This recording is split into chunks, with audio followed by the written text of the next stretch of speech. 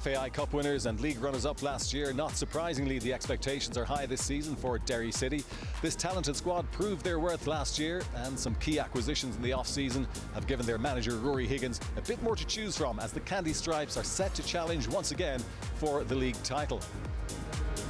Sligo Rovers are not averse to trawling the leagues around Europe and beyond to unearth a few hidden gems that might bring them some domestic reward. Players gleaned from the Swedish, Estonian and Polish leagues, among others, have been featuring in the side. A blend of foreign and homegrown talent has been working well for manager John Russell so far. They drew at home with Shamrock Rovers on the opening weekend of the season, but this is arguably their toughest assignment to date.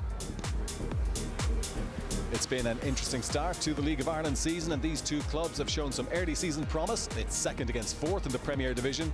Derry City against Sligo Rovers kick off at 7:45.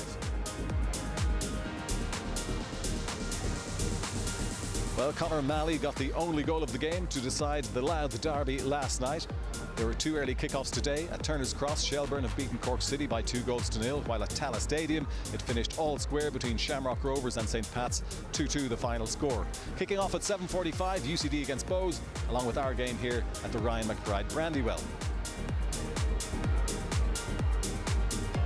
The top of the table isn't quite as many would have expected, but it is early in the season. Bohemians leading the way, Derry City right in it in second spot, Dundalk, who beat Drogheda United last night, are third, and Sligo Rovers currently fourth.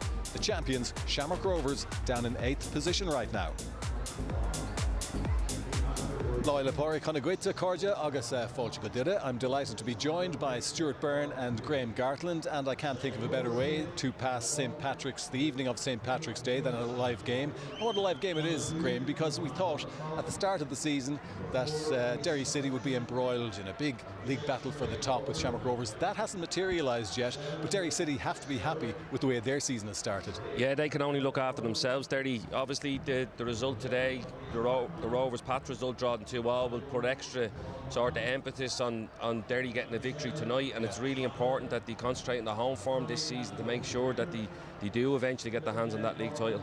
Yeah, well, they're certainly they've had a good start. What about Sligo Rovers, Stuart? In seasons past, sometimes they've flattered to deceive, but they've made a reasonable start to this season. Can they maintain a challenge, though, towards the top of the table? Yeah, I mean, John Russell has brought in 10 new players, and you talk about Sligo having huge potential, being a football town, all that kind of stuff, and I think they've had a taste at a good time, just over a decade ago, winning leagues, winning cups, and I think there's huge potential in the football club, no doubt about it. John Russell, I think he's proven himself to be a very, very capable manager, as he was a football player. Like, he had everything in his locker as a player, and I think it's important that he instills that mentality in the club full-time.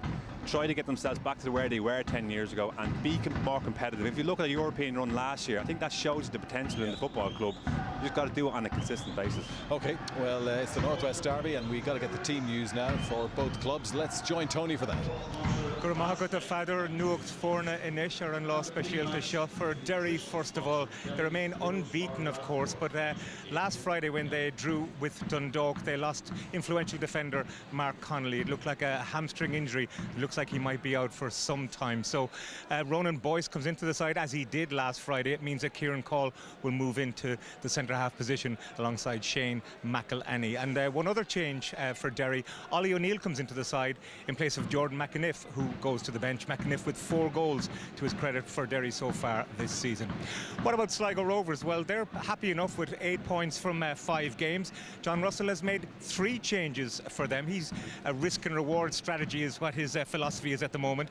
John Mahon returns from a ban. He replaces Éanna Clancy. Fabrice Hartmann on loan from RB Leipzig. He comes in for Stefan Radosavljevic, and Bogdan Vasyuk, the Estonian international, he's going to make his first start in place of Lucas Browning, who drops to the bench. And watch out for Max Mata, the international from New Zealand, of course, as well. He's also, along with McAniff, a leading goal scorer with 4 goals this season, and they'll all be anxious to get momentum going into the international break.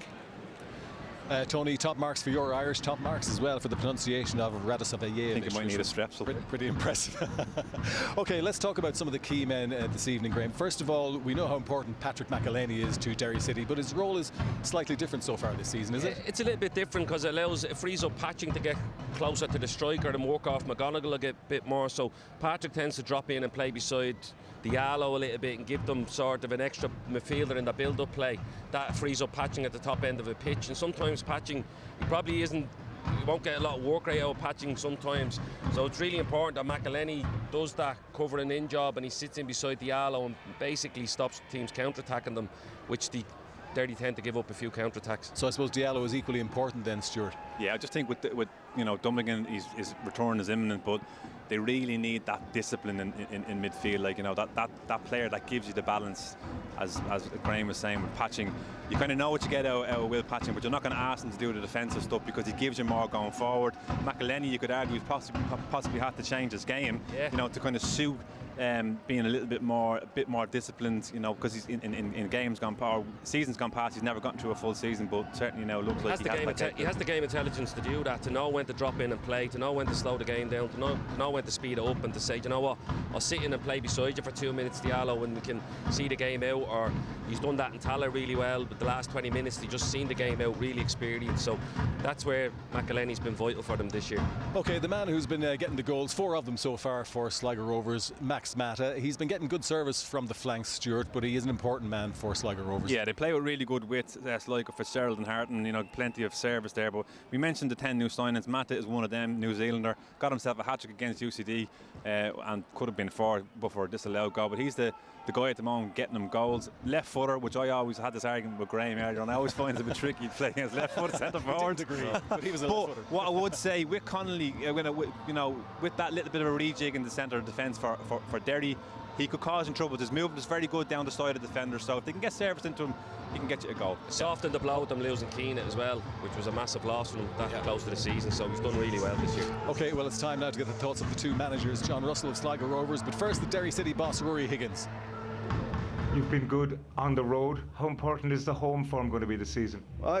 It's going to be really important. We've taken 4 points from 6 so far, which isn't a bad return, but we want to make that 7 from 9 tonight. I know we're coming up against good opposition, a lot of good players, and if we're not at it, we'll not win.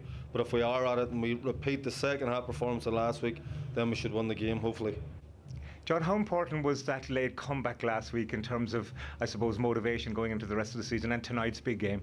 Yeah, it's really important, and we've a new group this year and we've showed a lot during the games. We've come behind in 4 this year, so it's a good hallmark for any good team to be able to come back from a position where teams have taken advantage on you.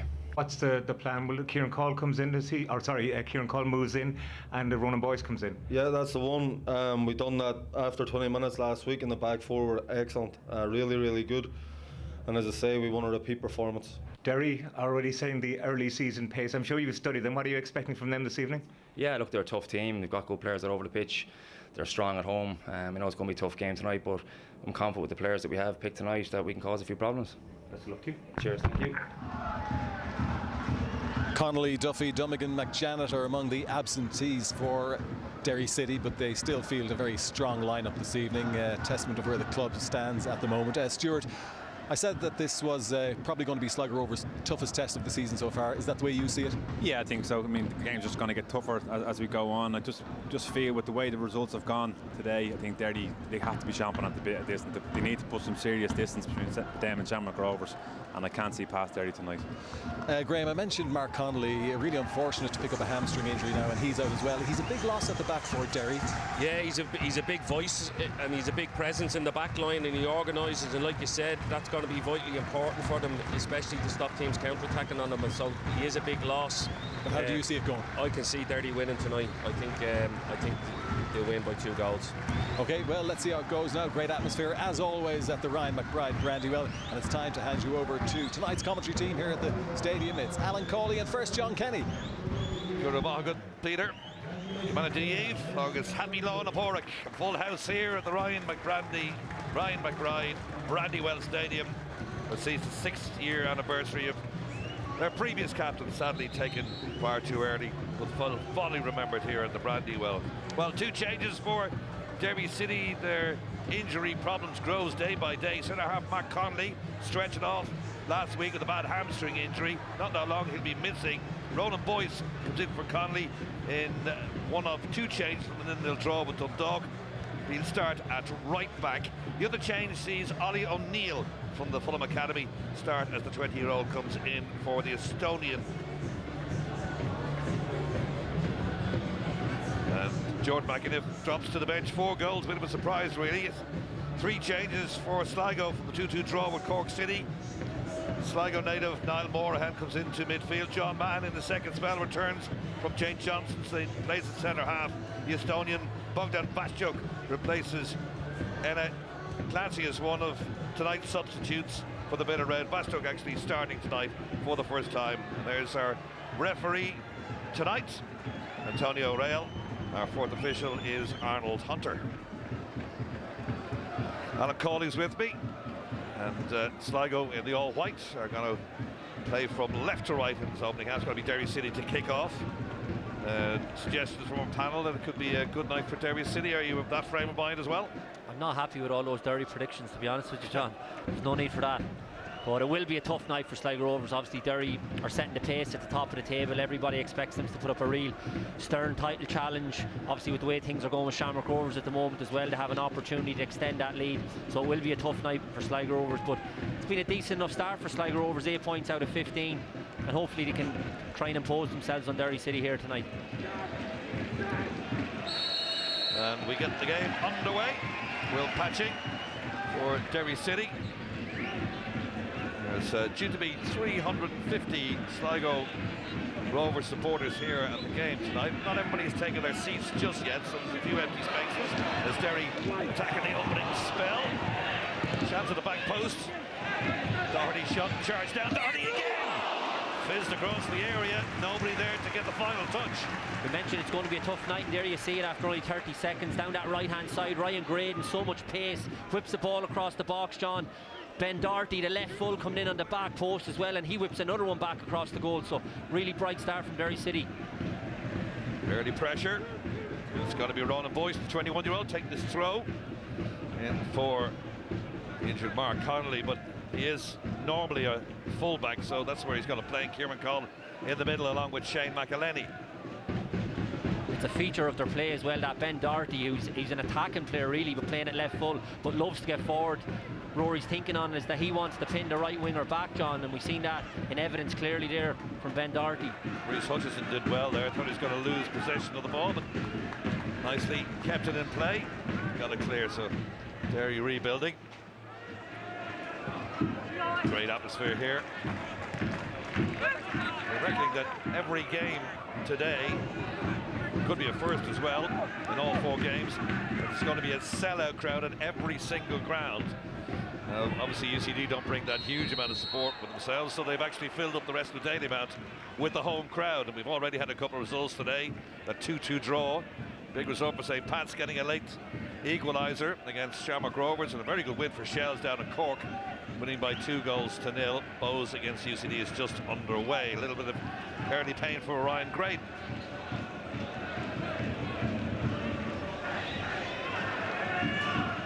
Luke McNicholas. Oh, the canary yellow jersey and shorts. The 23-year-old from Mayo. Actually conceded 7 goals so far this season in their 5 games to date. They picked up 8 points, but possession of goal might be a little problem for them. Here's O'Neill. Oh, shot over the top. Snatched it in by McGonigal. Had to take it early, but couldn't find the target. It's been a blistering start from Derry City. You look at the pressure Ollie O'Neill is putting on the right full. Branifak, welcome to the Brandywell. He wouldn't have played here before, obviously one of the new signings, and pulls it back to McGonigal. Looks sharp, good touch, gets it onto his left foot, and just a bit of a snapshot. But it's been a blistering start from Derry City. Surprising lineup for Derry City, and that McInniff, who scored 4 goals this season, has been dropped to the bench. Now I don't know if that's with injury problems, but they have a lot of injury problems. But it seems to me the man who scores 4 goals is a little unlucky to be replaced by O'Neill. Yeah, he's still trying to establish himself, John, here in this Derry City team. Obviously he came on in the cup final. He was on loan at Shelburne last year. He's been brought back. A lot of talk about him when he was a young boy, but he's still trying to establish himself, not just in this Derry City team but in the league as well. But as you said, he's had a really good start, but it just goes to show the strength and depth that Derry City have with their squad. Despite the injuries, they're still leaving a lad who's had such a brilliant start, scoring 4 goals on the bench. Oh, it's a great pass from Maher. Looked up and sprayed it out that right-hand side and get a long ball into the area, but straight in the goalkeeper's hands. But that was good distribution from Maher there. He's the best in the league, John. Brian Maher, Irish under-21 international, and that's such a feature of his game is his distribution. It's absolutely fantastic. I was at the game recently in Tala, and honestly his passing was good as some of the midfielders on show. He was outstanding. 3 clean sheets so far this season as well, in contrast to those 7 goals conceded by Sligo in their opening 5 games. Johan Brandywell with that throw. They're neatly tied up, and he wins the ball back again for Sligo Rovers. Wrestles it away. Here's Morahan into the captain, Greg Bolger, the 33-year-old. Came back from a serious leg injury, missed a whole season. Thought his career was over, but here he is. Second spell as captain, Greg Bolger.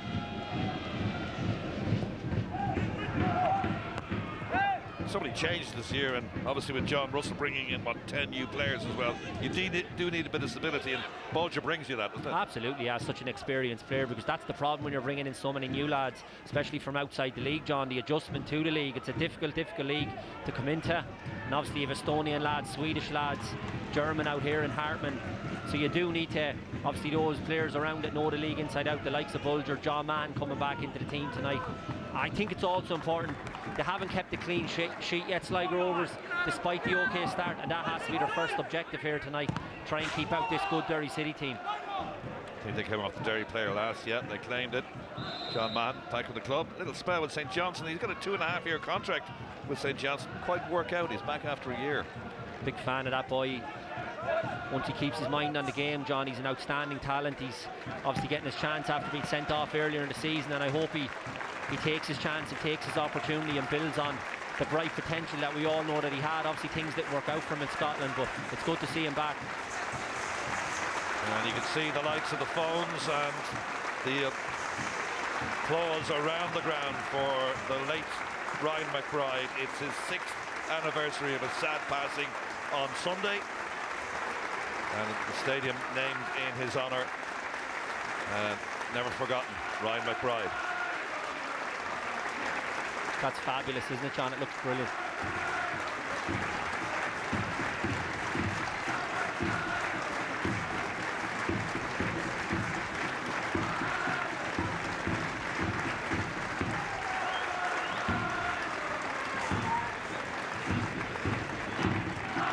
Fitting tribute to the late Ryan McBride. Just couldn't get out from underneath his feet. Will Patching, in the end, he goes down on the edge of the area.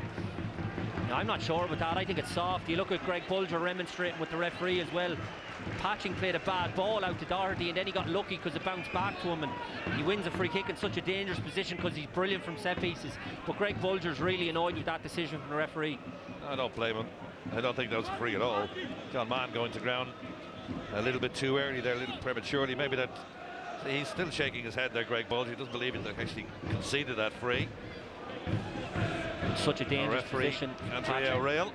Really dangerous from set pieces, John. He's known for his set free kicks. Will Patching. Patching offers that right foot. Doherty to the left. Should be Patching, you would think. Here is Will Patching.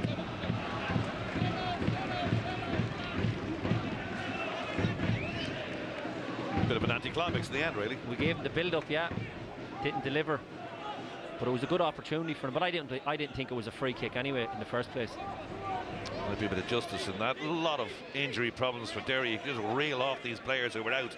Cameron Dummigan, Cameron McJanet, Colin Whelan, Michael Duffy, Aidan O'Reilly and Mark Connolly obviously stretched it off last week, so it's going to test the strength of the squad, isn't it? 6 starters, John. They'd be. Oh, here's Vashduk. It's his first touch. It's his first start today. The Estonian's got 11 Estonian caps. There's plenty of experience. That's a good little turn. Looking for support there, couldn't get it. Bulger. Dalu loses out on that, and immediately it's put forward. McGonigal. Oh, wow. Keeper slightly fortunate there, Luke McNicholas. Very, very fortunate, just snatching at the clearance. His starting position was really good initially, then he snatches at the clearance and he gets lucky. Just a little bit of panic there. Brian Maher at the other end shows you had to do it. Plenty of composure there from the Irish under 21. Laud, who plays by Allen earlier on. Even more so after that touch, John. Absolutely fantastic, and that's what I'm saying about Maher. That sweeper keeper role, he reads it so well. He's coming out and then he has the composure to take the touch and play it up the field as well. But this boy just before that attack, John Hartman on this right hand side, I watched him last week against Cork City. Very dangerous player, lovely left foot, loves to come inside on a strong left foot, get shots off as well. So it might be an area for Sligo Rovers to try and exploit if Ben Doherty does look to get into those advanced positions. That's a poor ball. O'Neill immediately in. McGonigal, he's on to do it on his own now. Oh, what's the referee blowing that up for? What's he blowing that up for? Oh, that's just crazy. O'Neill played the ball into McGonigal. He had been fouled. Why did the referee let that go? Oh, John, it's one of the worst decisions. That is one of the worst decisions I've seen in a long, long time. Surely you have to let the play go on. We all know it was a free kick. Everybody in the ground knew it was a free kick, but McGonigal is in 1v1. He goes round the defender and gets a shot off and scores, and the referee calls it back.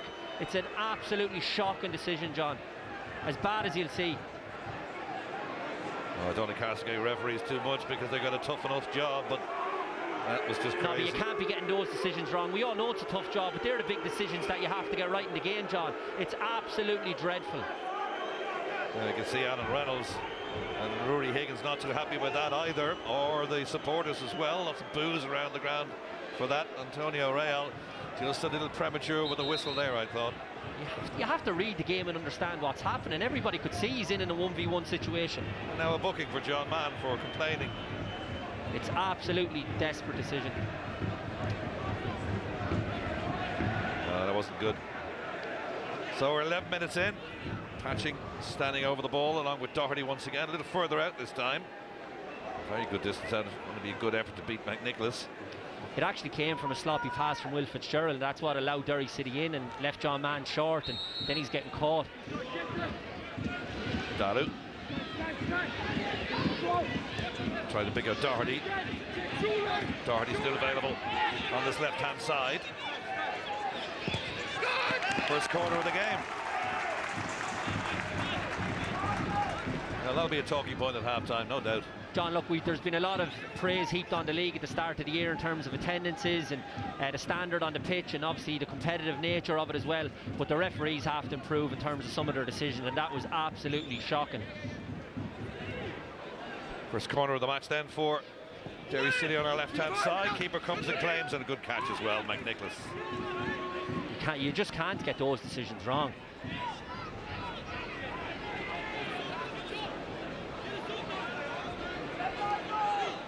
They were just alluding to that injury problems they had with Donegan, McJanet, Whelan, Duffy, O'Reilly and Mark Connolly all out injured, and all starters as well.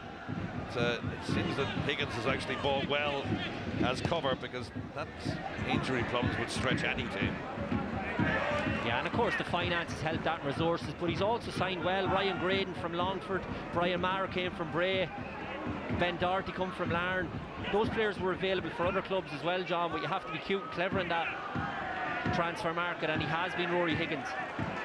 Bulger under pressure, loses out to Morahan, immediately launches it forward to McGonigal. O'Neill probably going to pick it up, sweeping pass there, but leaves it to McGonigal, sprays it out that far side. O'Neill's lurking at the back post, as is McGonigal, who kept his run going. McGonigal forces another corner. This is good from Derry. Good play again. Will Patching picking out the pass. McGonigal down the left-hand side. He's the one that sprays it out to right and gets himself into the box, John. On the back post, wins a corner. You can see Rory Higgins just below us as well, speaking to the fourth official, and you can see how disappointed he is off the back of that decision. It's not going to change now. No. Anyway, they've got defending to do Sligo. Second corner of the game. Too much pushing. Crowding on the edge of the 6-yard box. The ball's delivered now towards that near post. Headed away by Mahan. Going to fall nicely though for Diallo. Two of the back post lurking. And McGonigal thought he was going to go for it, but they left it in the end to Will Patching. Hammers it off the defender. Third corner. It's a really good header by John Mann. Near post delivery from Patching.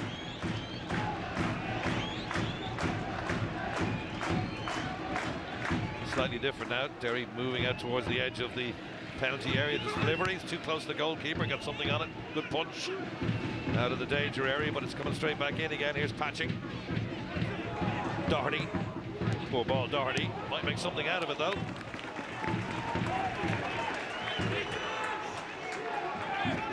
It's just sustained pressure, John.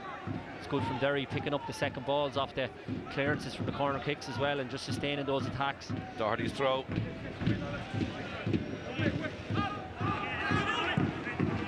Sligo under severe pressure here in this opening quarter of an hour.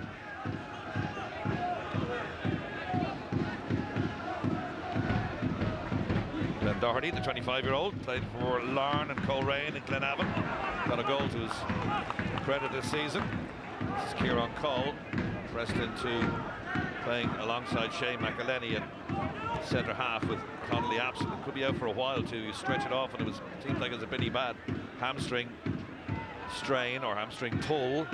Yeah, and on top of the other injuries that you named out, John, that's a big blow for Connolly. Here's Bolger. Can he just settle his side? Just dump one over the top towards Max Mata. Mata, New Zealander, scored the equalising goal against Cork City in the 2-2 draw. They really are getting this ball forward very quickly. McElhenney to the back post. It's kept in play.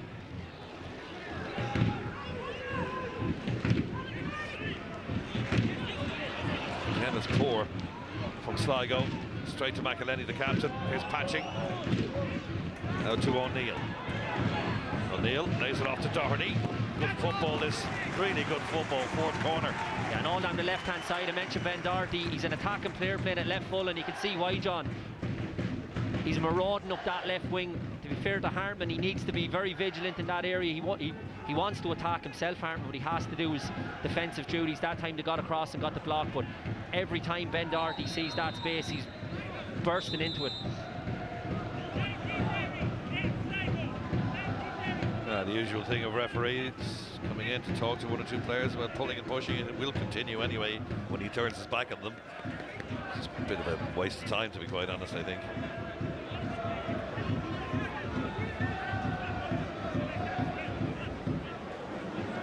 Anyway, fourth corner of this opening half, all in the first 16 minutes, all been Will Patching. He'll take it again now on this left-hand side, underneath the crossbar.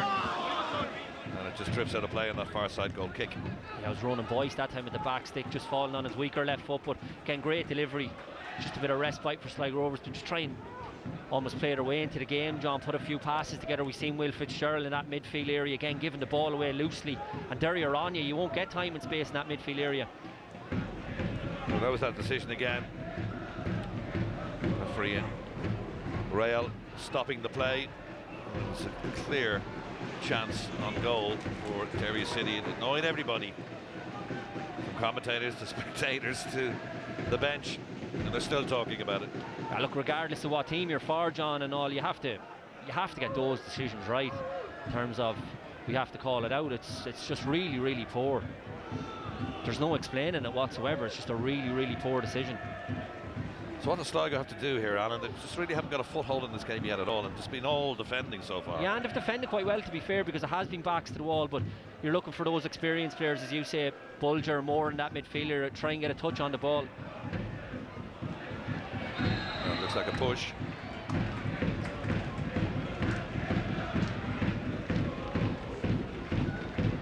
Bogdan Vastuk, 27 years of age now, born in Estonia, with his first debut, first start tonight indeed.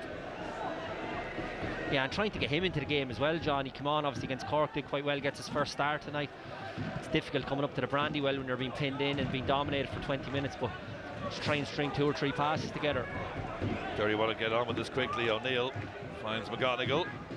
He's got Mann for company. Mann's got to be careful. He's been really booked in this game, so it's a bit of a tightrope. Off Mann last, 5th corner of this opening half.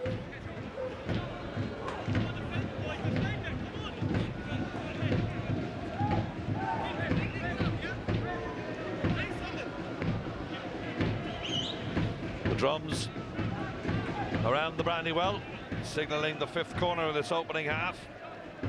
And we're only in the 19th minute. Hatching to take it on this left-hand side again. It's not the greatest one, but flicked on at the near post. O'Neill trying to pick it up on that far side. Will Fitzgerald. He's just pushing this ball forward, but there's nobody there. Nice and easy for goal. Nice take indeed. Back to Maher. He did well there, Kieran Call, because this pitch, John, especially how bouncy and bobbly it is, the AstroTurf, a big ball coming over your head like that can be difficult to deal with, but brilliant first touch and plays nice simple pass back to the goalkeeper. I've read some criticism of this pitch during the week. What do you make to it? It's dreadful, yeah. I wouldn't have it whatsoever, John. I don't think the players want it. Rory Higgins doesn't want it. You look at Derry's home form as well. Even last year, you go back to their home form and their away form was far superior. O'Neill crowded out of it, really. Might be the cause of some of the injury problems as well. That's just conjecture. That's what they're beginning to question now. You're right, John, because of the amount of injuries that they're picking up. As I say, they're fine for training sessions and stuff, but I don't think they should be allowed at the highest level. Well, you can see the reasons why, obviously, because it's a municipal stadium, really, and lots of other sports going on here, and they obviously community-based too, so they want to know weather pitch, really, but it's just an indication there as Max Matas slips on that surface.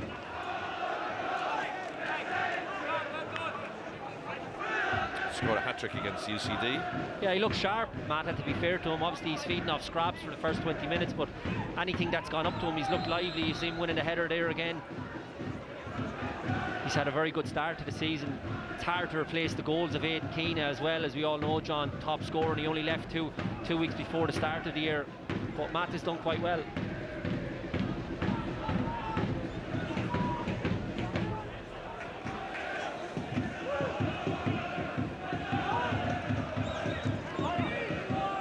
McElhenney tries to find the brother.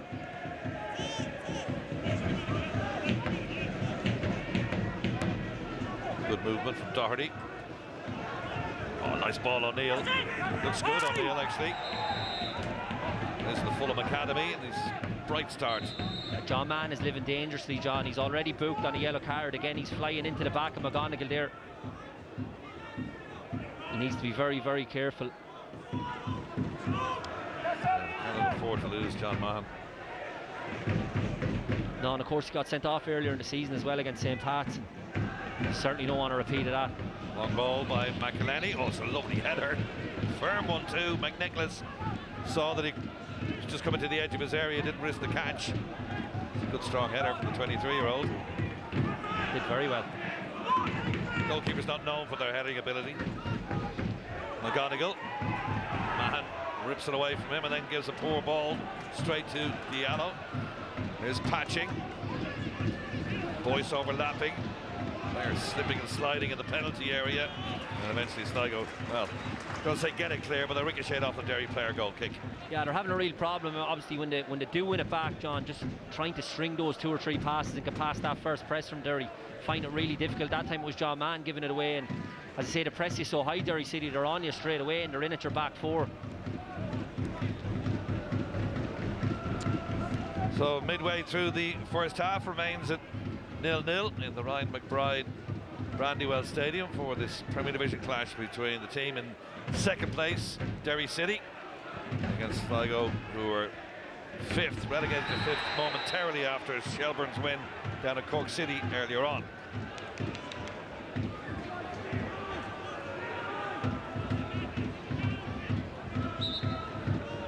that's obstruction. It's a free kick, all right, but no more. Surprising scoreline from Dalymount. UCD lead 1-0. Can't cope with all these surprise results, John, to start the season. It's unbelievable.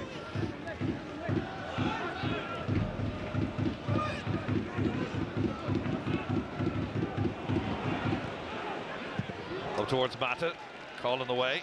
Just a glimpse of Hartman there, as I say, breaking past people. Nice left foot, then he just chose the wrong pass. The pass was out wide to Will Fitzgerald. Tried to reverse one here to Mata. And Danu Kinsella confirmed that the goal scorer for UCD, the bottom club against the top club. Here today, 2-2. Shamrock Rovers, St. Pat's, Cork City 0, Shelburne 2. Good result for Damien Duff's side down in Cork.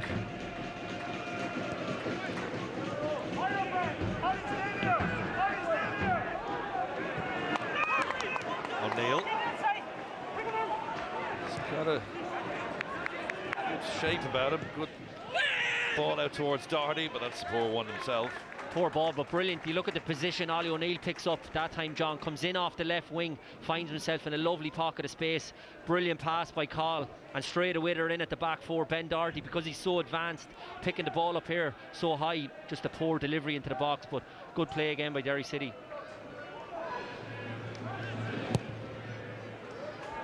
Variation on a theme. That's a goal kick out to this near side to Banafalk, the 25-year-old Swede. Nice turn as well from Hartman.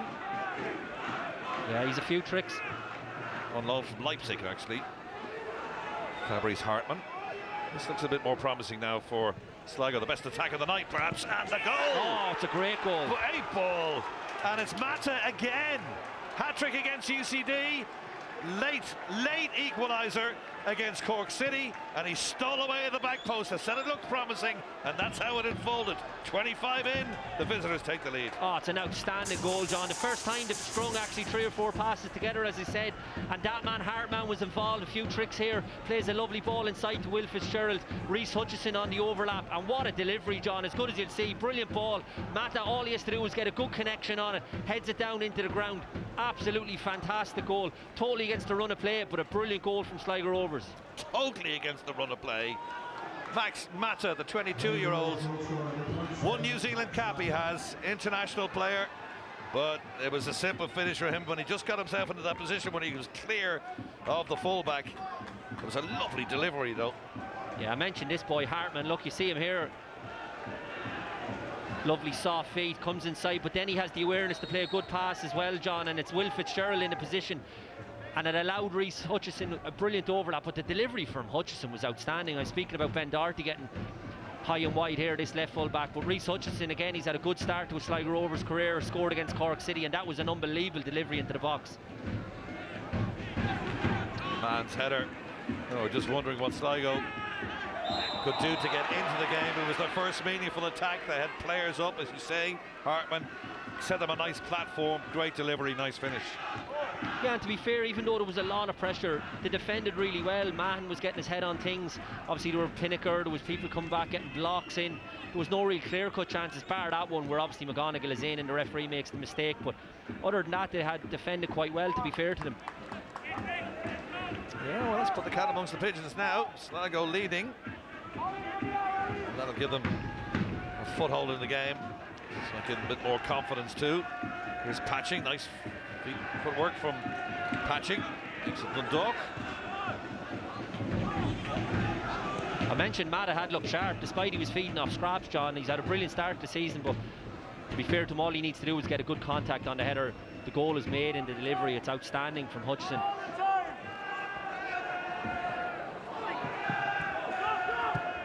McElhenney round the corner to O'Neill. McElhenney sold O'Neill a bit short there. Here's Hartman again, runs into McElhenney. This is better from Sligo now. Nice play.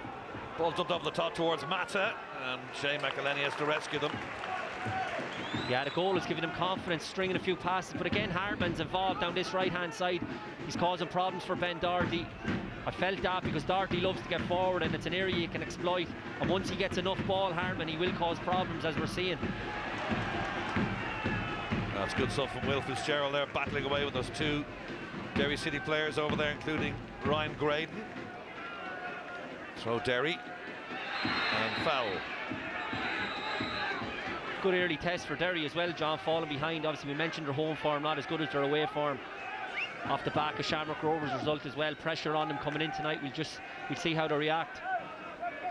Yeah, big talking point in the opening half. The failure of our referee, Adriano Rail, not to implement the chance that Derry had after a foul. He called it back. The big talking point in this game, and now to rub salt into the wounds.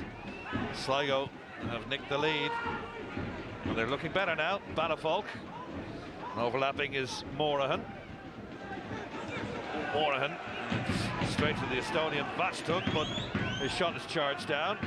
Dalio claims of handball against Mahan. Mahan's got to be really careful here. He's already booked in this game, and Rory Higgins, fourth official, everybody's up. Everyone, yeah. Again, the referee, that's a booking, John, all day long. It's a booking, and John Mann is living so dangerously right now at this moment in time. If he wasn't booked already, the referee would have booked him for that. Boyce. They're lining up at the back post. Away by Balafolk. John Russell has a serious decision to make, even though we're only 29 minutes into the game, John. John Mahon is on his last legs in terms of if he gets one more bad tackle or anything, that time it was the handball, he's going to get sent off.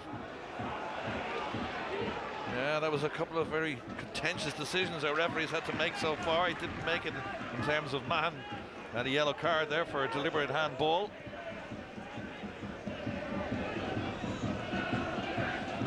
Sligo lead. Here's Patching. On the half-hour mark, he gets a free.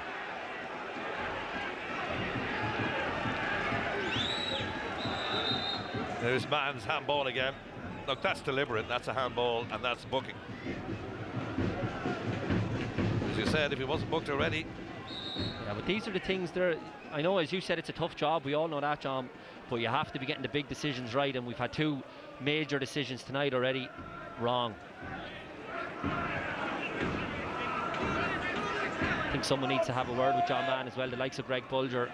Just tell him that he needs to be so careful because their team is doing really well. They're a goal up as well. They don't need him sent off. Oh, down below has had a shot. Rory Higgins is still remonstrating with the fourth official. Yeah, I think you can see Ryan Casey, John Russell having a chat, and I know exactly what they're discussing. Should be the goalkeepers. We can hear it up here, cries of leave it, leave it, leave it, and it's out for a goal kick.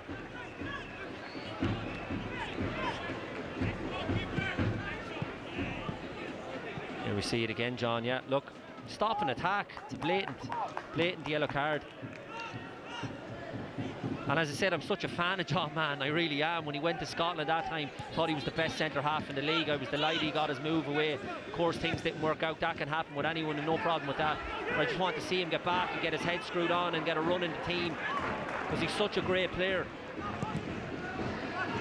Awkward bouncing ball back from Doherty to his goalkeeper. Did well, Maher, to get something on that to clear it. That was coming at him awkwardly.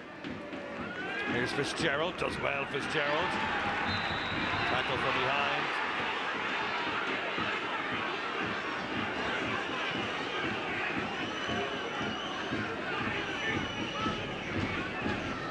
Yeah, it looks like he got the ball, but to be fair, the referee's right there.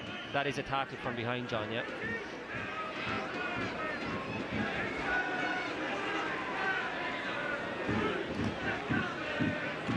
So it's going to be Hartman to come and take this. Man on loan from Leipzig. He's got plenty of experience at underage level. Under 19 caps for Germany. Good addition to the league. Hartman is a very decent footballer, left footer. Hartman's delivery, good one too, but just a bit too close to the goalkeeper. Yeah, it actually was a good delivery. It was just because Maher's starting position is so good. Look at his kick as well, brilliant. Two keepers in tandem there. McNicholas just stopped for a second, thought he was going to get a tackle from behind there, but Again, the kick out is brilliant, John. But McNicholas, to be fair, did really, really well.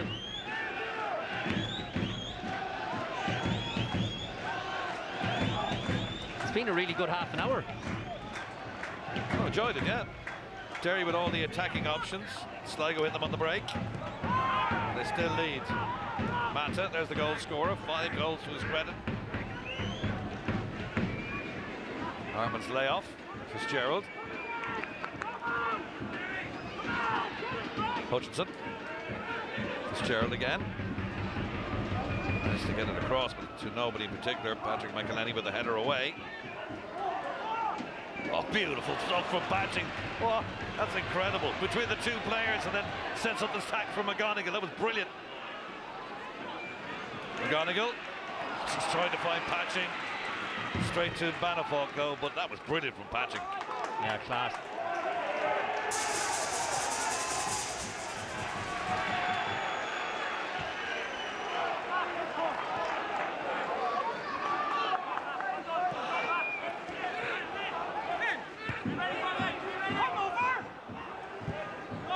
There's no doubt about it, that goal has settled Sligo. Yeah, it's given them a lot of confidence, the goal, and seems to be a better shape about them here now. It's just these balls are trying to stop into O'Neill, but McGonigal needs to show for him, or there he is now. The pace of the play in the opening 25 minutes or so from Derry City really shocked Sligo, but their one meaningful attack in this game so far has yielded the goal, and as Alan said, much better shape to their play. It's just settled them nicely. John Mann, as we know, walking a bit of a tightrope, having got a yellow booking, or an early booking, and then a deliberate handball for perhaps he should have got a second one. Here's Patching. O'Neill cheeking his way down to the byline. Needs a bit of support here now. O'Neill, there's nobody around him. Plays it back into McElhenney. That's an intelligent pass to Diallo. He's going to get a second bite. Call. Every player behind the ball now. Sligo Rovers defending, they've something to hang on to now. Shane McElhenney. Boyce is normally where that ball is, but he's in the middle. O'Neill at the back post, but easy in the end for Fabrice Hartman. Just clears it anywhere. They're under pressure. Every man, as Alan said, behind the ball now. Just under 10 minutes to half-time. Poor ball, Diallo. Poor ball. Patching was the ball. You look at him, he was in that pocket again. He's been good, Patching. The boys spoke about him before the show. Obviously, you look at his lovely little... Technically, we all know how good he is, but he's been involved. He's trying to impact the game. That's a very clever little bit of play there. Just dragged the ball forward and took 2 Sligo players out of the game completely. Yeah, the one who's probably been quiet for Derry is probably Patrick McElhenney, who's arguably their best player, but he's been quiet. Maybe a little too deep. McElhenney. The referee lets it go. Doherty. Now the player's still down. Johan Banafalk. That dramatic slapping of the ground would suggest that something's seriously wrong with him. Let's hope not, but he doesn't look in the best of form down there, does he? No, and it's just the block from Doherty. Is whatever way maybe he fell, it looks real innocuous, but as you say, he was really slapping the ground, John. He looks in a lot of pain, the boy.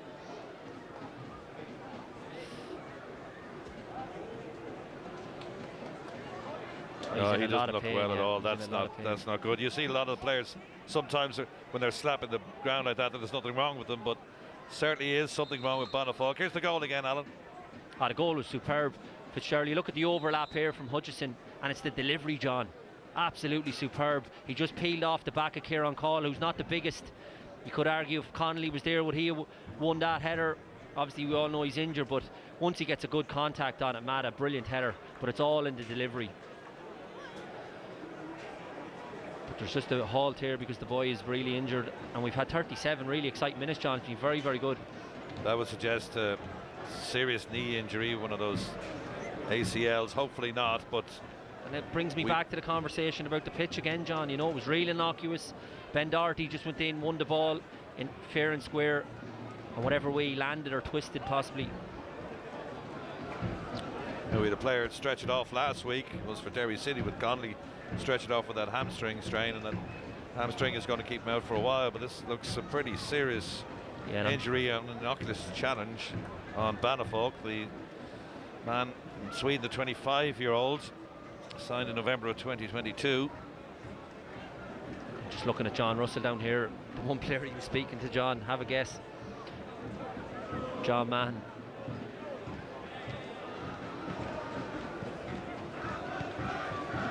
And you don't like to see this, obviously it's a bad injury.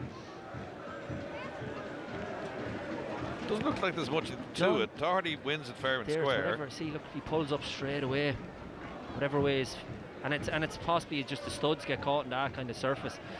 We've seen it so often.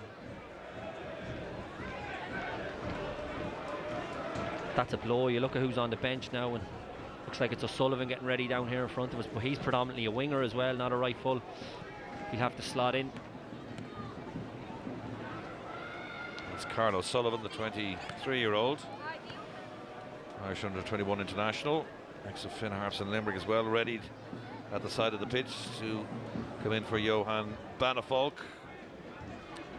Played with Norrby in Sweden before the move to Sligo.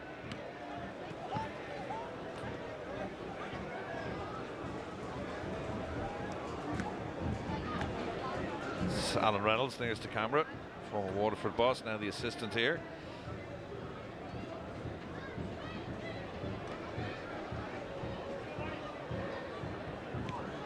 Still we wait. Probably the first halt we've had as well, John. How it's flown by the game, really. Played a really good pace. Yeah, it's been a decent first half. Plenty of chances for Derry in the opening half. Well, they were hit by that sucker punch on 25 with the Mata goal, 5th of the season. Got a hat-trick against UCD, and the equalising goal in the 2-2 draw against Cork City. A late one, that one too. Deep into injury time. Yeah, and that's the one thing they've shown as well, John, up to now, is obviously there's a lot of character. And a new group, as John Russell is, as we all know, and he's told people in the media this week. But the goal again, they've showed real character in the games, because you go back to the Shamrock Rovers game on the opening night. It was a 95th minute equaliser. Last week they were 2 down in the showgrounds, came back and drew 2-2. So they're a good, honest bunch. The first half an hour here, they've been pinned in by Derry City, but no one shirked their responsibilities. So they seem to be a good bunch, all right. Kieran Call in the goal there, you could see, was attracted towards the ball. It's just left Mata all on his own at the back post, and it wasn't the greatest of headers from Mata, to be brutally honest, but he got enough on it. And that's all that counts. And Derry heading towards the half-time break, a goal down, but still we've got this long break as well for the injury to Johan Banafolk. Now we're not sure if it's an ankle or a knee or whatever, but as soon as he went down, you could tell there was something seriously wrong with the Swede. The fear I'd have is that it's a cruciate ligament injury, and hopefully not, John. Obviously a new player to the league as well, new to the club. You don't like to see that. We could be looking at 9-10 minutes of added time at the end of the opening half, as they still tend to the unfortunate Banafolk. He's the one for Sligo there. You see John Russell speaking to Hartman. He's been outstanding this first 40 minutes.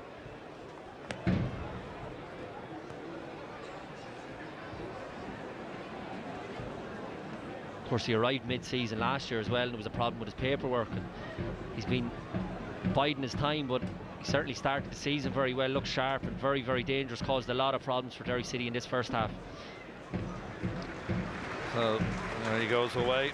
Applause around the ground for Banafolk. Let's hope that injury isn't too serious. That's the Sligo supporters away to our left-hand side. About 350 of them here applauding off their player, and it's going to be Carlo Sullivan, the 23-year-old, who comes on in his stead. But we wish him well, and hopefully that injury isn't as bad as we fear.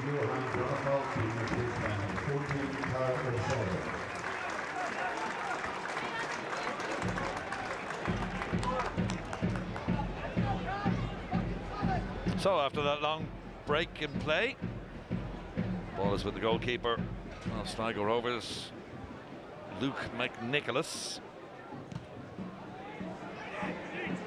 Fires it long, straight off the head of Shane McElhenney.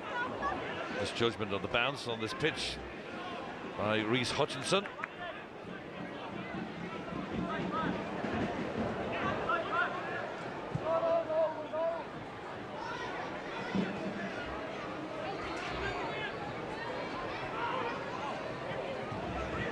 Interesting to see what kind of response both sides have to that break. Patrick McElhaney, I think McElhaney's been a little bit too deep in this opening half. Yeah, well, obviously he's playing a lot deeper now, John, because of Patching. Patching's been the one, to be fair, he's been good, but even Patrick's normally starting the attacks in that deeper role, but he's been quiet tonight. Cole, oh, he's got to be careful. Back to Maher. Just for a second there, I thought Matter was going to sneak in.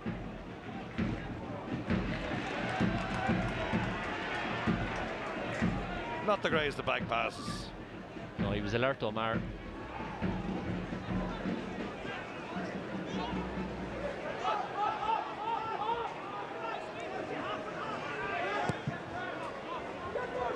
Doherty, lovely. Thought he was going to head that on, but he chested down very nicely to O'Neill. But in the end, he was dispossessed by Hartman. Hartman's had a very good game in his opening half. Really has been the catalyst for any attacking options that Sligo have had in this opening half. Bouncing pitch beats them though. Diallo. Nicked away from him though by the substitute. Carlos Sullivan, that's his first involvement. Yeah, and he'll have to get up to the pitch of the game really quickly, John O'Sullivan, because there's a lot of Derry's attacks coming down this left-hand side. But it's Sligo's left-hand side here. This is promising again. Will they get their first corner? No, they won't. So unlucky. 7 minutes of added time we're hearing.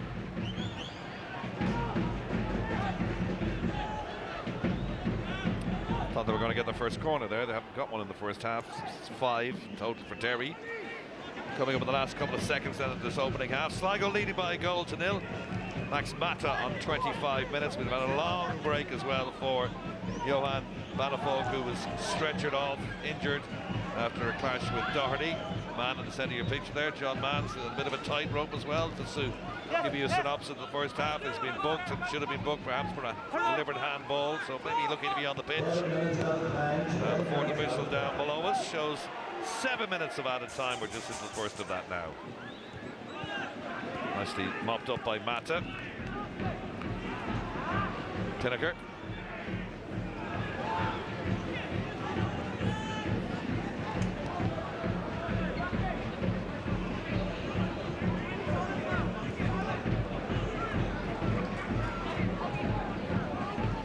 Still the drums resonate around the ground from Derry supporters. In a very interesting start to the year. There's been some strange results. Who'd have thought the team going for yet another title? Shamrock Rovers have yet to win a game in their opening 6. Incredible. Ooh, McGonigal tried to feed it through the Patching. Here's O'Neill. See, and that's the danger for John Mahon. Now, once he gives it away, he knows he can't make the tackle, John. And if that pass is a better ball, he's through and it's in for a 1v1.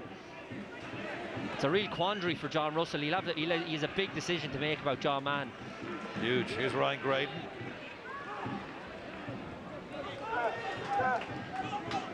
Call. Gonna have Doherty. O'Neill's ahead of him. Tries to play down the channel towards his captain, but didn't reach him. That's a good retrieval by O'Neill. McElhaney Patching. Wrestles the ball away from the O'Sullivan. That's a poor ball, and here's O'Sullivan again just to mop up. Just fires it out to nobody and just clears his lines.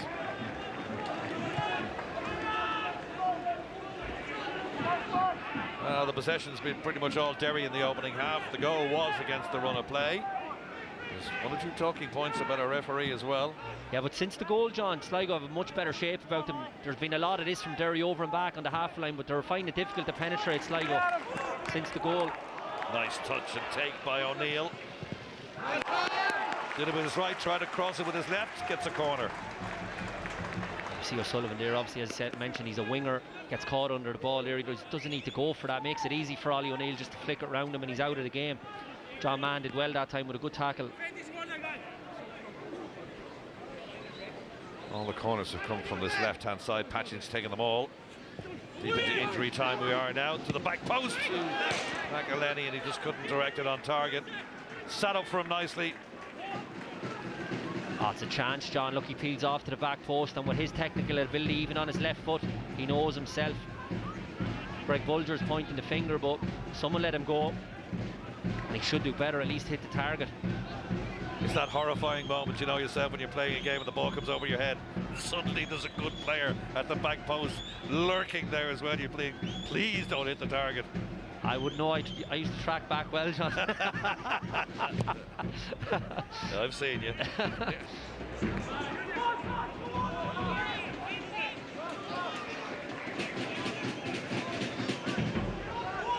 And a set up nicely now for if you're a neutral. Derry overwhelming favourites to win here. All the pundits predicting there would be a Derry victory. No, I didn't. I didn't say all of them. The two at the start did. At the start did, is right. Here's Vastuk. Vatsuk! Oh, he just didn't have enough power behind the shot. I think he might have made a slight deflection as well. Yeah, he did well though. Good little mazy run. Gets it onto his good right foot. And we've seen them trickle into the corner under defenders' legs. But they're dangerous on the counter when they win a high, Sligo Rovers. And Cole just got a touch on that, which took the sting out of it. Here's O'Neill. Oh, strong challenge as well between himself and O'Sullivan. O'Sullivan is still down. The sub. Rise to challenge well. Will Fitzgerald.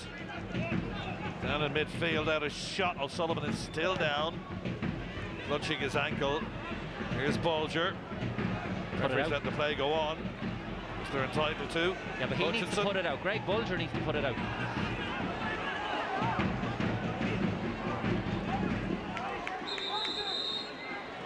He looks uncomfortable as well, doesn't he? He's rolling around. This is the challenge again. Oh, he's twisted his ankle as well. And he's the lad that's just come on, John, as well. Really unlucky because it was a good tackle. Gets tight, Ollie O'Neill. But you can see he went over on his ankle.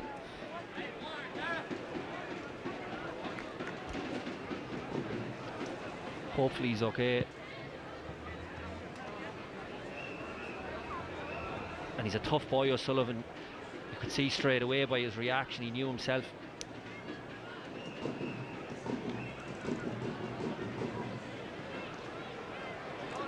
Well, that would be a terrible shame for Carl O'Sullivan having come on as a sub to be immediately whipped off again. Hopefully he's all right.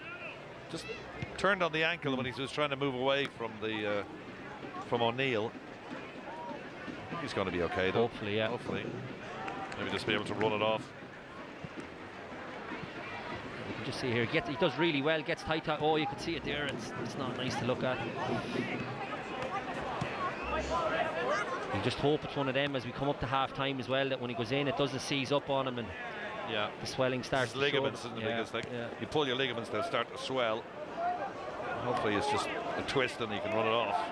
So Sullivan now waiting to go back on the pitch. The referee gives the ball to Sligo because they didn't have it when they were knocked it out of play. O'Sullivan now back on, so they're back to their full complement. 7 minutes of added time. We'll have a bit more of that though after the O'Sullivan injury. Here's Patching. He's got Bolger for company.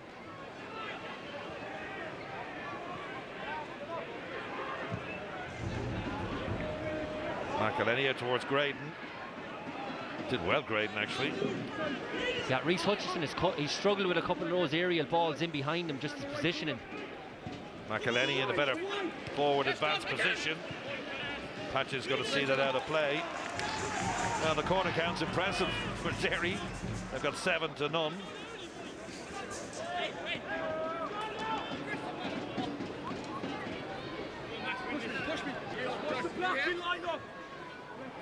Patching again.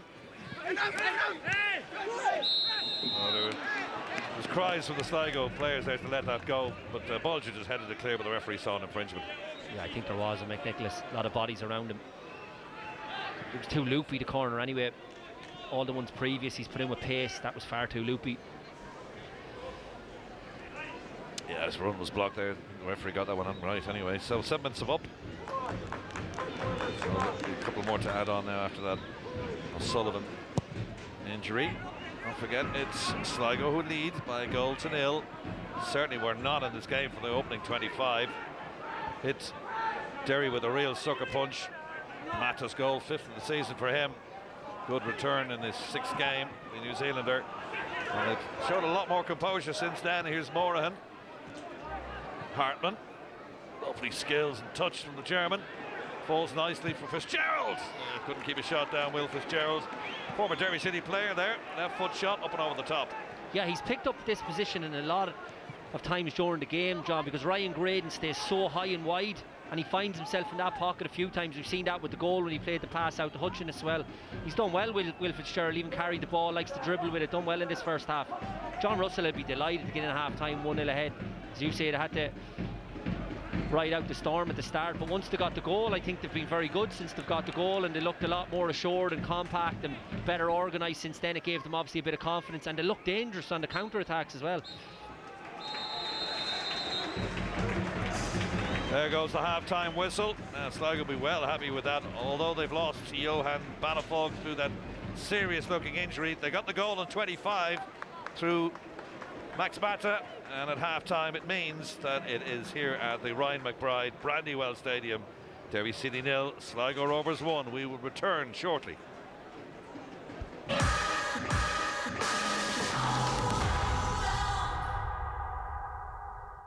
Join us.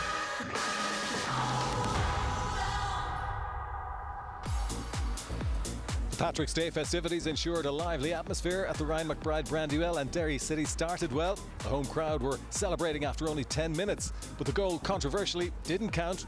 More on that to come. Then to the goal that certainly did count. Pinpoint precision on the cross, hitting Max, who headed his 5th of the season. So, Sligo Rovers leading by a goal to nil. The first half statistics will tell you that Derry City have been dominant in certain areas, as you can see, but the stat that counts most is that 1 goal advantage that Sligo Rovers have at half-time. Stuart, a game that started well for Derry City, but once Sligo Rovers got that goal, well, they certainly came into it a whole lot more, didn't they? Yeah, I think so. Yeah, I think Derry certainly came out of the blocks as we expected, but no real end product, Peter, to be honest. I think they certainly dominated the possession, and the figures will show that. And as you watch the game, you feel Derry are in a good place, good pace of the game. First 10 minutes, they were excellent. Very unfortunate not to have a goal of their own. However, Sligo, they've showed resolve in their first 5 games so far this season, and they've showed it here today. They've scrapped their way back in, got themselves a goal, and they've looked difficult to break down for the last 15 minutes or so. Yeah, we did mention they were dangerous from the flanks, and we spoke about Max Mata's goals before the game, and he's materialised with another one. But Graham, let's have a look at this goal, because you had an issue with the defending. Yeah, it's a really well worked goal from a Sligo point of view. You see Will Fitzgerald just comes in off the line here, and that allows Hutchinson to come around on the outside. It's a fantastic cross, and I'm not taking nothing away from Sligo's point of view. But as a left back, he needs to be in at the back post and defend that back post area. He has to be in beside Call. Yeah. So when Matt throws a little dummy to go front post and then peels off the back of Call, he has to be peeling into Doherty there, and he doesn't. And it's as simple as the finishes for him. But as a left-sided centre back, I'd want me left back in there beside me to defend that back post area.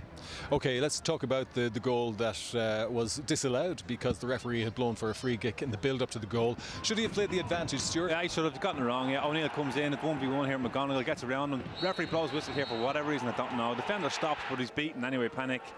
McGonigal sticks into the back of the net, and I think that face says it all. I think he's gotten it wrong, Peter. Simple as that. I think we saw something similar in the Cork Bows game, first game of the season, and these are the sort of chances that you shouldn't be getting wrong. This is a handball on Mahan. He's been booked already, and I think people might have been suggesting that he's lucky not to be booked for that. I'd be of the opinion if you've got your arm down by your side, it's very difficult to give a booking for it, and I think he just about gets away with it. But Alan's been saying in commentary, rightly so, they got to be really careful with him, because he kind of plays on the seat of his pants kind of as a defender anyway, and he's booked already. He plays on the edge, and you've seen them that he's following people in there, and then they try and nick a ball past them. I agree with Stu, his hand is down by his side. Very hard to get a second yellow for that. It's not a deliberate handball, but it is stopping a promising attack in the end. Yeah, possibly a little bit lucky to still be on the pitch, but he is, and it's Sligo Rovers who lead by a goal to nil here at the Ryan McBride Brandywell at half-time. Second half will be getting underway shortly, so we'll see you after this short break.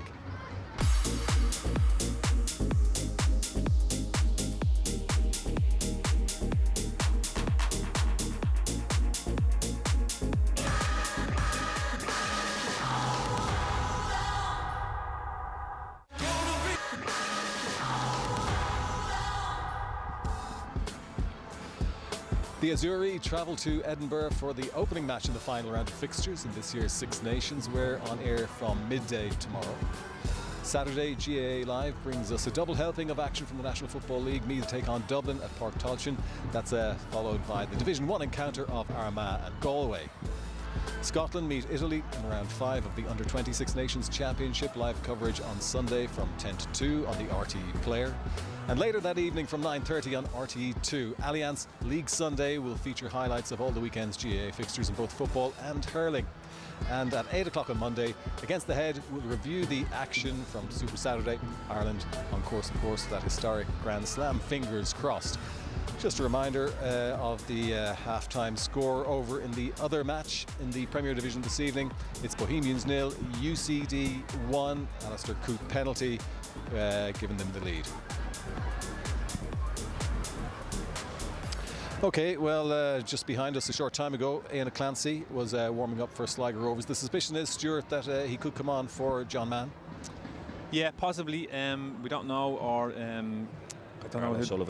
O'Sullivan, when he came on for Brandywell, it looks like he went over on his ankle. We were suggesting that once you go into the dressing room and the season's up, possibly, yeah, hard to know. I think a lot more work for Rory Higgins to be doing at half time, isn't he? He's got to get a tune out of Derry, because as the game has gone on, it's gone flat, hasn't it? And they look disjointed, which is rare for them. Yeah, and sloppy as well in the last 20. And they have after they conceded the goal. They've lacked cohesion, they've lacked continuity in the forward play. No combinations off McGonigal.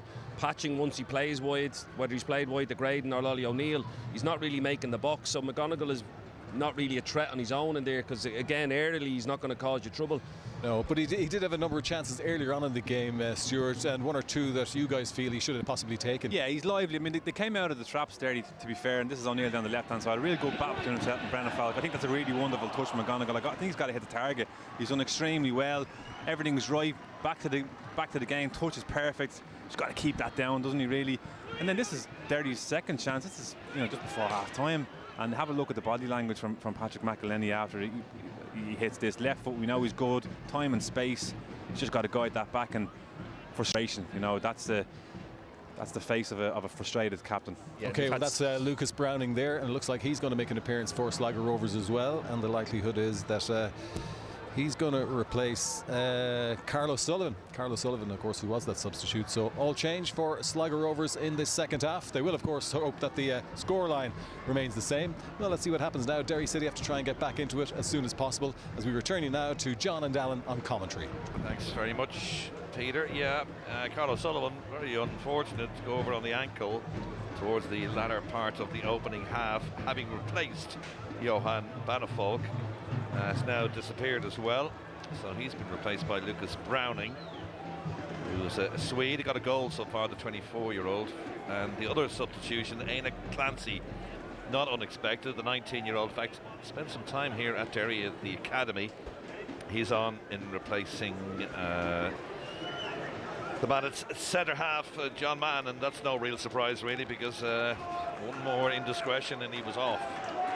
Yeah, I'm not surprised, John, to be honest. I feel really sorry for O'Sullivan, who's come on. Obviously, it's a major setback losing your first right full, and then you bring on a lad to fill in for him, and he goes off injured after 5 minutes as well. But the John Mahon one, I have to applaud John Russell, because he's a young manager, his first big job. It would have probably been easy to carry on without him and then suffer the consequences if he got sent off. But he's made the brave call and the right call, John, because John Mahon, as you mentioned, and we said numerous times, was walking a tightrope and it just couldn't take that risk. So good call from John Russell. Sligo then get us underway in the second half, in the all-white strip, playing from right to left in the second half. That's where their supporters are, and they're in much happier mood than the Derry City supporters. Some of them here beside us, loud boos and shrills, whistles for the referee as he walked off at half-time. Still talking about it up here in the stands, about the goal that should have been given perhaps. So Sligo hit them on the break in the 25th minute. Mata with his 5th goal of the season, hat-trick against UCD, equalising goal against Cork City, and the final one here at the back post gives Sligo. Niall Moran is going to slot in at right full now, John. Éanna Clancy straight swap, young lad, as you say, scored against Cork last Saturday night as well. Came through the academy setup, great to see him as well emerge, a young player. But a big 45 minutes for him, because you'd expect Derry to come out, as the lads said, towards the end of the first half they were a bit flat. You'd expect a big reaction from them here now in the second half, because it's such an opportunity as well to open up a big gap in Shamrock Rovers, even though it's so early in the season. Yeah, Clancy's gone upside Nando Pinaker, the 24-year-old New Zealander. Played a bit of time in Portugal with Rio Avenue. Ooh, not the best of attempted clearances with his first touch from the substitute, the 19-year-old. It squirms away off his boot, out for yet another corner. It's their 8th. Yeah, it's strangely enough, I think all the corners have come from that side over there as well, John. Same in the first half. Every single one of them, yeah. Patching's taken them all too. 7 in the first half, 1 in the second. Early stages of this game at the Ryan McBride Stadium. And a little back flick from McElhenney to Patching. Worked out something on the training ground, I'd say there, but didn't quite have the finished product. No, and with that corner we see you only get away with one of them a game, but he was in if he takes his first touch past Vastuk, but he decides to hit it first time and the chance is gone, but they have another corner. Patching, the 24-year-old, towards the near post. McElhenney went down under a bit of a challenge at the back post, but the referee just spots the fact that the Sligo player had knocked it out of play for yet another corner. To 9 now. Patching just needs to get a better delivery. He's been gone too near the near post. That one's not great either. This keeper decides to punch it. McNicholas under not a lot of pressure. Could have caught that, but he got it clear at least. Doherty puts up McElhenney. Cries a shoot from the crowd. He just dumps one in though. And it's good defending by McNicholas. Saw the danger. Yeah, good goalkeeping. But I agree with you, John. From the initial corner, he should have caught it. He wouldn't have had to do that, but good in the end. Just sweeps up the danger. No goals conceded so far from McNicholas. 7 so far this season for Sligo in their opening 5 games. Played in the Irish League for Cliftonville for a while. Yeah, and I mentioned that at the start of the game. That should have been their main objective tonight, keep a clean sheet. They haven't kept one yet. Now they've got themselves ahead as well. It's so important if they can maintain that and keep that clean sheet. They have been conceding too many goals. Sorry, Anna, was a really good header. Like Kieran Cawley, he's under all sorts of pressure there. That could have gone awry, but nicely done. McCall was the nearest man to Mata for the goal, but the suggestion is that Doherty was in the wrong place as well when the ball came over. Would you agree? I agree, John. Are you holding reservations on that, are you? Here's O'Neill. Oh, he does the pulling. And the referee gives a free kick. But he's not exactly ingratiating himself to the Derry fans tonight, is our referee, Adriana Real. No, but I think in fairness, that one, well, the two of them are at it. Bulger showing all his experience, just ushering him out of play. O'Neill falls for it, starts pulling his jersey, and Bulger goes down. But you need to see a lot of that, the dark arts in this second half if they're to hold on to the lead, John. I don't mind that. Greg Bulger, experienced player. Yeah. 33 years of age, their captain. Next to Cork City, Shamrock Rovers, league winner. Plenty of experience there.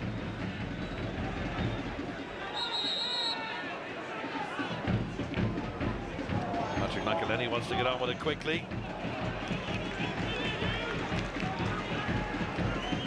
Trying to pick up Ryan Gray. Did a lot of that crossfield passing in the opening half as well, but I think Sligo may have gotten onto that now. Yeah, he does have it in the locker. McElhenney loves that big switch, especially with Graydon's pace. And he struggled a couple of times under the high ball. Hutchison, he did well that time. They'll want to see more of Patrick McElhenney in the game as well. We mentioned he was quiet in that first half. He's had a great start to the season as well. Looks very sharp, very fit. Big fan of his, but he hasn't really impacted the game so far, so they'll want a big half from him, and it's a big half for Derry City.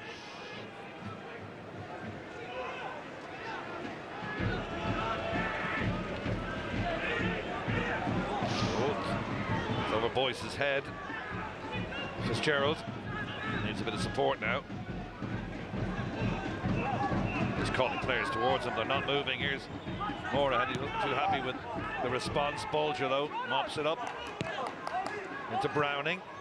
Bulger up towards Fitzgerald. Boyce's clearance is a poor one.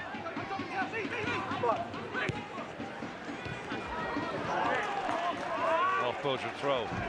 Yeah, originally it was good play from Clancy, the substitute. Big rake and crossfield ball. Boy struggled under the high ball, and Fitzgerald was in behind him. A couple of little passes. Sligo Rovers comes to nothing in the end, but he's a real outlet for them, Fitzgerald. Obviously Hartman on the other side, he's been really good in the half. All change at Dalymount. 2 quick goals, 55 and 58 minutes. Paddy Kirk and Ali Coote have churned that one round. The UCD were leading by goal to nil at half time, but it's now 2-1 to the leaders, Coote and Kirk. 2-1 Bows. They've showed the response. Will we see the same from Derry? Stewie mentioned at half time about the fact that they seemed a bit flat the last 20 minutes. It's kind of a similar start to the second half, and I know it's only begun, but they'll really need to raise their game to get back in this, because Sligo Rovers have real hope now, obviously off the back of that goal, and they were comfortable, but that's a better pass. Yeah, they got room on the right, or left I should say, with O'Neill. Get your left and right together. Here's O'Neill. Needs some help here. Crowded out of it. In the end, they get a goal kick. Just needed some help, didn't get it. Yeah, it's really good from Niall Moore, and again just ushers them into the centre half, and Clancy's come on, young boy, big knife from him, but good defending from both of them. Just ushers them out of play, kicks it off O'Neill as well and wins the goal kick. Well, if we're to stay this way, Bohemians would stretch their lead at the top to 4 points. Extraordinary stuff after just 6 games, and no win so far for Shamrock Rovers. Down in 8th, 5 points from their opening 6 games, 5 draws and a defeat. That's just amazing. Pat's got a late equaliser earlier today, and if you didn't hear the other result, it was Cork City 0, Shelburne 2. Oh, nicely done, but there's a man standing on the line. That was brilliant play, John. We're right behind Diallo here. What a brilliant ball, but we could see Patrick McElhenney's run right across the front of the back four, in behind Pinnaker. Didn't know where he was. Mentioned about Patrick obviously getting more involved in the game. That's him obviously up in a much further advanced position, getting in where he can hurt the teams, and it was a brilliant run. Good defending in the end, but you want to see more of that from him. 10th corner of the game for Derry City. The first one from this right-hand side. All have been taken by Will Patching, and he's going to continue in that vein. He's got Doherty alongside him, uses him. Plenty of room for Diallo. It's a long way out. He was thinking about it. O'Neill. O'Neill! Straight at the keeper. Yeah, decent effort. McGonigal that time on the left-hand side picked it up, cuts inside. Good hands from McNicholas.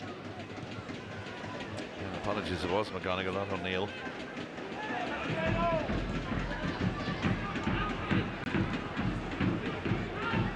Mata, 5 goals for him so far in the opening 6 games. Good return from the New Zealander. Here's Bolger. Pointing the way, Bolger. Like the old experienced campaigner he is. I mentioned it earlier on with the amount of new additions Sligo brought in this year. Some 10 new players. You've got to have some solidity and consistency, and Greg Bolger gives you that. I don't think he needs to play that pass, Pinnaker. Just giving the ball back to Sligo Rovers, to Derry City, especially when they have strung 5-6 passes together themselves. Browning's come into that midfield beside Greg Bolger. Niall Moore, as says, got over right full, so he's slotted in there. He's done okay since he's come in. Played against Cork last week as well. Probably disappointed he was left out, but here is O'Neill. Nice little cushion pass from Diallo to O'Neill again. Just crowded out of it. They're double teaming him out there as well, just keeping him honest. Yeah, Bolger does really well. Gets across, helps out the fullback more in that time. Fitzgerald's winning scraps out there too. He's really battling hard for his team, the number 7. Here he is again. Nice little layoff ball into his path. Just got the one up on the edge of the area. Mata goes to ground, no foul. And now the assistant on the far side is waving his flag frantically. The referee ignores him. Lets the play go on. Boyce. I think there was a late hit there. The referee decided to let the play go on despite the intercession of the assistant, Shane McElhenney. Now call. He's operating as a temporary centre half with the amount of injury problems they have, and Mark Connolly in particular was stretched off last week. He'll be out for a while. So Colin pressed into service as a centre half. That's nicely done by Graydon. Away by the substitute, Aina Clancy. He's a big unit for a guy who's only 19 years of age. That's a good challenge. But still, Derry have possession. Diallo's shot. That's going to hurt.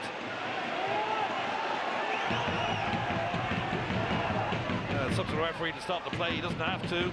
Derry continue on. Doherty, player still down injured. Here's Diallo. Referee doesn't need to stop the game, so here comes Graydon. Here's McElhenney. We're trying to cushion that really, rather than getting a boot through it. It came to naught in the end. Here's his brother. Fitzgerald. Oh, and eventually a little bit of composure. Yeah, a little bit of composure from a really young lad. Brilliant from Clancy that time, because it was helter-skelter around the edge of the box. Pinnaker had gone down initially. You're right, John, he didn't have to blow his whistle, the referee, to play it on. Derry, that's their decision. Then eventually it falls to Clancy. He's had a really good start to the game. The young lad coming on at the centre half, and a lovely calm little cushion header back to the goalkeeper.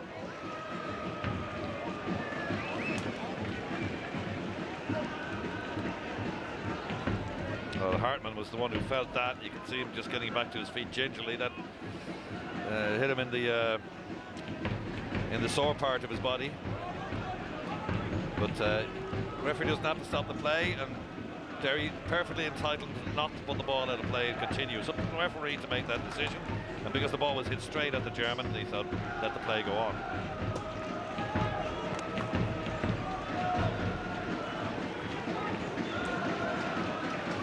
John Russell makes a Galway in Sligo himself, 37 years of age. First time as a manager. He was assistant to Liam Buckley down at Sligo, and so far so good, just the one defeat. Yeah, 8 points on the board, obviously winning tonight as well. It's been a good start. It's tough as well. Not quite winning, leading.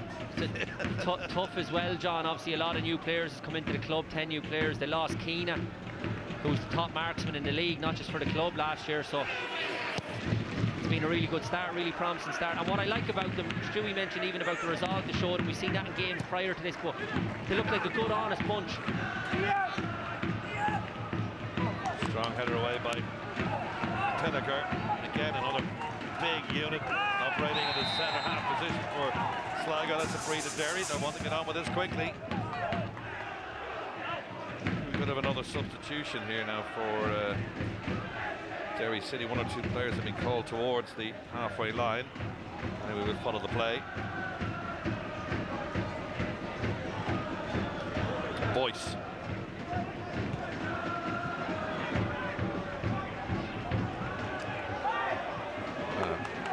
Player could have gone down there, got a smack in the mouth. Fitzgerald, but decided to play on.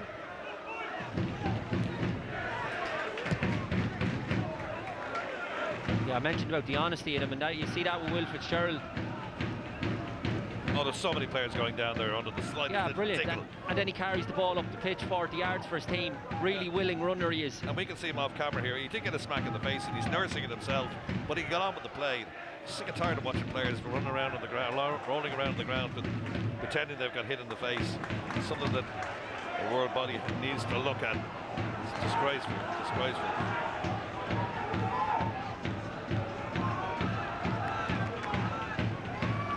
I'll tell you what, since the goal, Sligo have looked a better side. They're much more composed. Yeah, they look very comfortable, yeah. Here's Hartman again, causing all sorts of problems over there. Beautiful Hartman.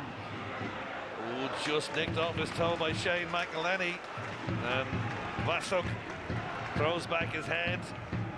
Yeah, look at this from Hartman. Brilliant. Flicks it around Ben Doherty, gets on the end of it, and then has the awareness to play a lovely pass. And we know that they're not the paciest at the back. Shane McElhenney does well there, but he's really struggling. He's using every inch of his right foot there to stretch and just nick that one away. He's been very good, Hartman. Oh, yeah. Initially got the ball to set up the play for the goal as well.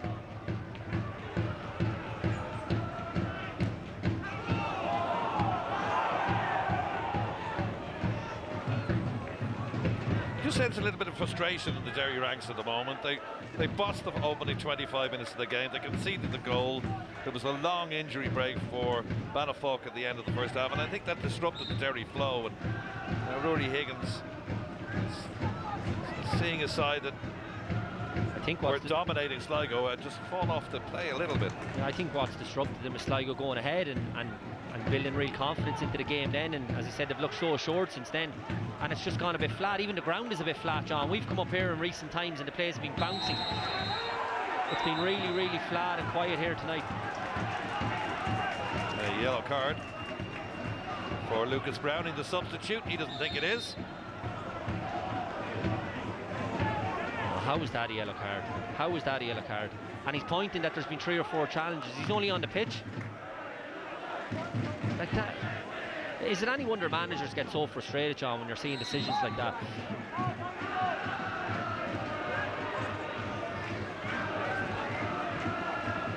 Well, John Mann got a card for Sligo in the first half, but he's been withdrawn. There's Shane McElhenney. Boyce looking for it on the right hand side. Here he is. Been impressed with Luke Fitzgerald as well. He's a good game down that left hand side. Cole tries to find McElhenney. Luke or Will? Take your pick. Luke will be in the Aviva tomorrow, maybe playing rugby, but Will is here doing very well for Sligo Rovers, John.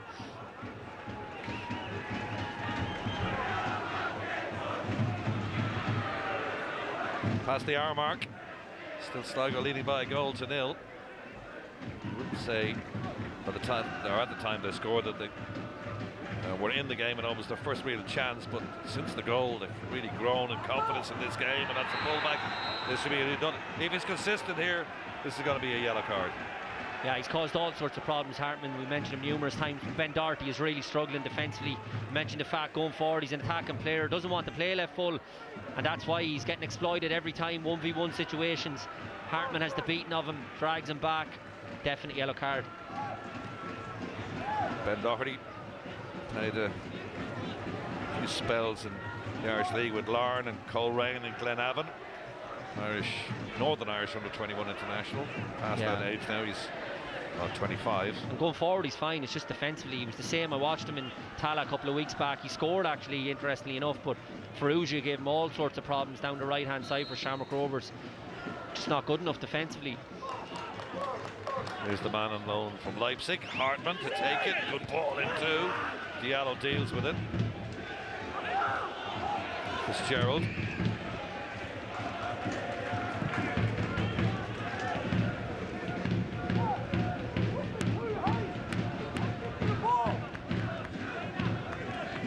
Higgins just bellowing out some instructions to his player. Looks to be straight and figure down there. Alan Reynolds just telling his players, he's the assistant, to calm things down.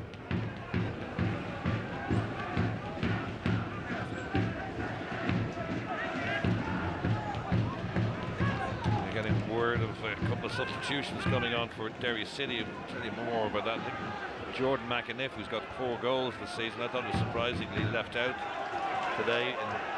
Brought in Ollie O'Neill. He's coming on shortly, but anyway, this is Graydon. Diallo.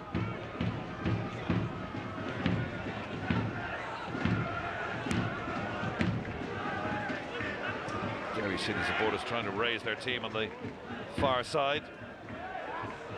There's O'Neill patching. Again, really good shape from Sligo Rovers, shuffling across. Same thing. They look really, really compact now, don't they? Yeah, they're just finding it really hard to play those penetrative passes in between them. Bulger orchestrating things in that defensive shape. Vasuk is doing his work. Here we go now, the first time they got around him. McElhenney's shot ricochets off a Sligo player, and that's corner number 11. Yeah, but they're really working hard for the cause, Sligo Rovers.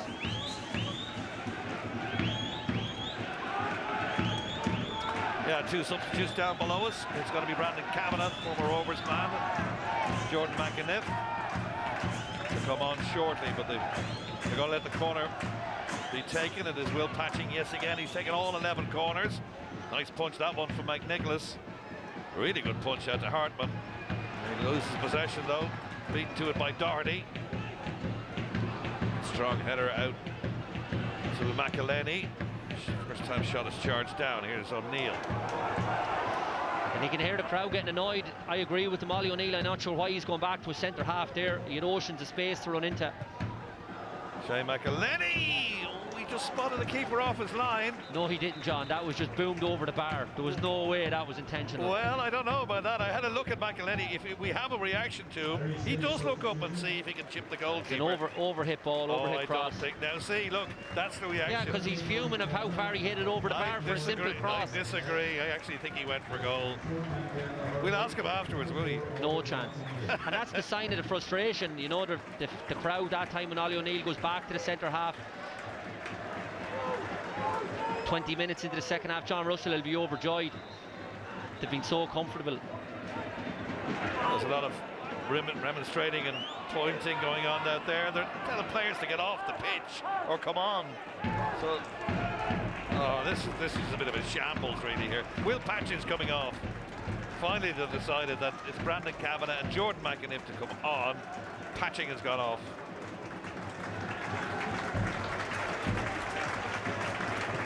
Put in a good shift, Patching. Took all their corners as well, but he's been withdrawn in the 68th minute. Will Patching.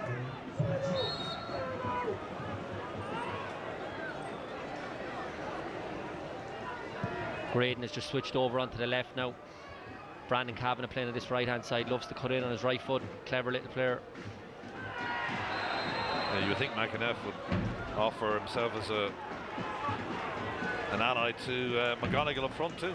Yeah, he'll play off McGonigal, you're right, John, and he has 4 goals. You mentioned him a couple of times. He's had a good start to the season, trying to establish himself really. He's been hampered with injuries, come back from Arsenal and on loan at Shelburne. Didn't really happen for him, but I know Rory likes him. Ollie O'Neill, the other player, gone off incidentally, so that was a swap between himself and McAniff, as O'Neill came in from the start and McAniff went to the bench, so they've just swapped that around. We're in the 69th minute and it is still Sligo Rovers who lead by that 25th goal from Max Mata, his 5th of the season. Here's McAniff's first involvement. Just well to keep it in play. Doherty. This looks promising for Derry City. They're lining up. McGonigal puts it over the top. Yeah, first time they got to a byline and pulled one back. Ryan Graydon does brilliant down the left-hand side, shows his pace. Moran can't keep up with him, and a good ball into the box. I'm just trying to see, is it just too high for McGonigal? I think he should do better, John. I think he should hit the target there. Brilliant play from Graydon down the left-hand side. Yeah, I think he should hit the target, McGonigal. That's a real chance. Yeah, that switch to that left-hand side by Graydon nearly paid dividends immediately. Great burst of speed, knew exactly where he was going to put the ball, and McGonigal just couldn't finish.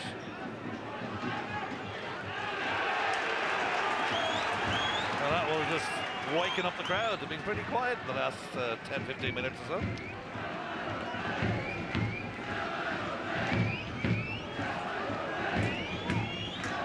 Drums beat. The song sung, Red and White Army, trying to urge their team on. Sligo can sit like this all night. They've got the goal, they've got the lead. It's up to Derry now to make something of it. Little push in the back, I thought there was by Aina Clancy, and concedes the free. Yeah, a little bit of inexperience there from, you see Pinnaker speaking to him. He doesn't need to make that challenge on the edge of the box. All he needs to do is just shadow defender. Going away from goal, McGonigal, but dangerous position now. Obviously Patching's gone off the pitch. So Ben Doherty with it, the left foot will take this. Look on the edge of the box, Brandon Kavanagh free, no one near him. He's eyeing him up on the edge of the box. Here we go. That's exactly what he did. Kavanagh! You could see it a mile away.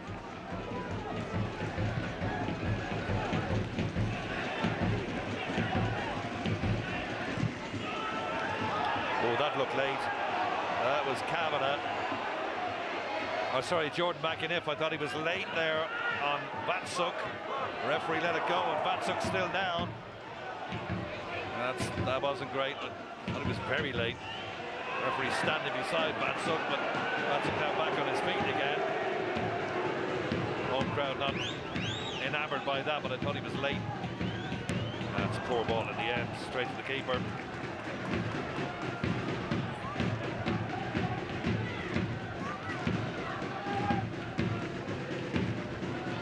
Probably a free kick, you're right.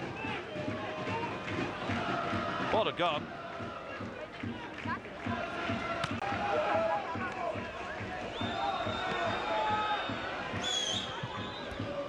I think half of Estonia must be living in Sligo at the moment, because we've got another Estonian coming on in a second, Frank Livak. We're a very welcoming county, John. Absolutely. I stayed overnight in Sligo last night.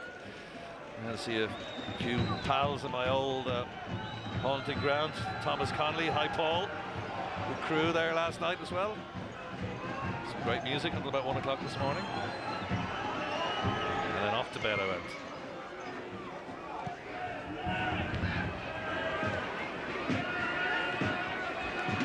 Under 20 minutes to go now. Can Derry get something out of this and hang on to their unbeaten start to the season, which saw them climb to second in the table?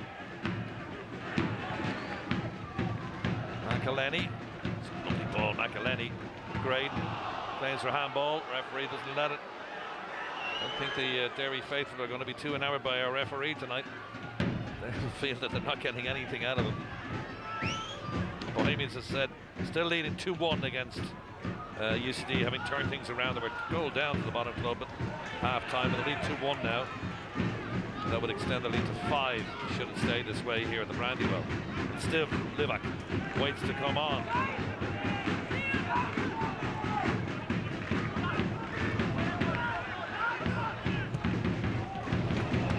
Kavanagh's ball is a good one. Oh, McGonigal gets it all wrong. Snatching at it, John, and he has a tendency to do that. He gets into great positions, McGonigal, whether it's right foot, left foot, makes great runs, but he snatches at things when he gets into those dangerous positions. And it was a brilliant run, peels off Clancy. There's Livak now, centre your screen. About to come on. Them taking off Hartman. A bit of a surprise, really, but it's a very good game, Hartman. It's Hartman off. Oh, is it? Oh no, it's actually Hartman comes to the sideline here. He's got to stay on. So it's Niall Morahan going off. Morahan, yeah, he's just back in the team. So we'll have another different right full. We started off with Branafak, then we had O'Sullivan, then we had Niall Morahan, and it looks like Will Fitzgerald has gone over there now. Strange one, Will Fitzgerald gone right full. Hartman's come out this right side as well. Is he gone into full back? Yeah, and Livak's gone over right on the right hand side here. We just see now as it settles down. But do you know why they've done it, John? Will Fitzgerald, because he's probably the fastest in the team, and Graydon is causing all sorts of problems just since he's gone out there. He's real quick, Ryan Graydon. So they've put Will Fitzgerald over there just to try and stop Graydon's runs. Yeah, and they put Hartman over here on the right hand side. As I said, he's not a fullback, he's actually in a more advanced position now. And here he is. Couldn't get the ball in play though. Yeah, he's just picked up wide left here where Will Fitzgerald was, but yeah, I was wondering why he was coming to the sidelines, obviously to take up that position. Yeah, and it's good from John Russell again. They're thinking on their feet, John. Obviously Graydon, as I said, has the beating of Niall Moran with his pace. The fastest player in the Sligo Rovers team, Will Fitzgerald, who's done a really lot of good work going forward, but he's going to slot in for this last 15 minutes at right full and just try and quell the attacks for him. And there you go, look, he's not a defender though. Good run from Graydon. Trying to pick out McInnes. They've got a throw though. Time is against them. We have to 15 minutes to go. 1-0 Sligo.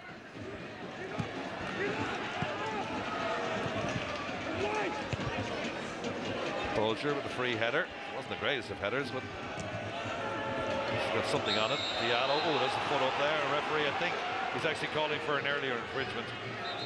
It looked a little bit soft, but it was Will Fitzgerald. Oh.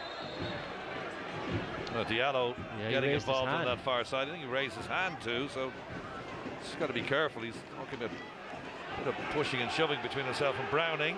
The referee lets it go. That was the initial free kick, but then the follow-up, Diallo here and Browning just had a couple of words. He definitely raised his hand. Might see it here. No, look, just lost that one there. Yeah, but he definitely gave him a little bit of a flick.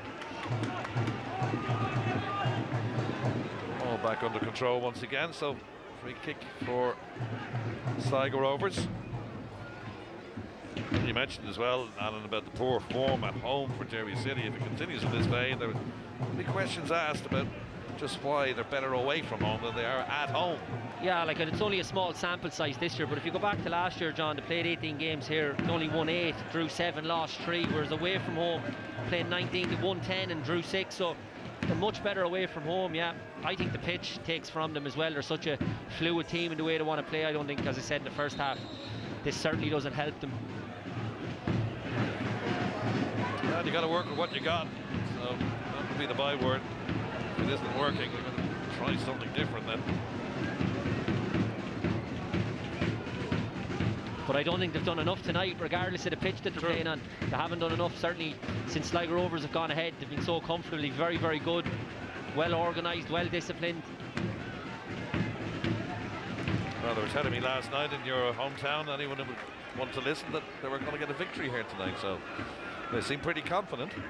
Yeah, I think the people are happy with the start that John Russell has made. As I said, 8 points out of 15 with a new group as well. Difficult when you lose Keena, your main marksman, but Mata has stepped up. He looks fitter and sharper this season as well, probably because he didn't play as much last year because Keena was the main man.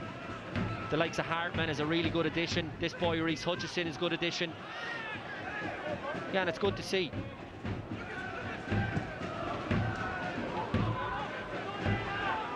Huge potential with the football club, and you want to see them doing well, and obviously a lot of stuff going on off the pitch as well with the plans for the ground, John, hugely supported as we know, and we want to see a good Sligo Rovers team up near the top and competing for those European places, or better still, who knows. Yeah, regional clubs doing their thing is good for the league. You know, predominantly it's based in Leinster and Dublin.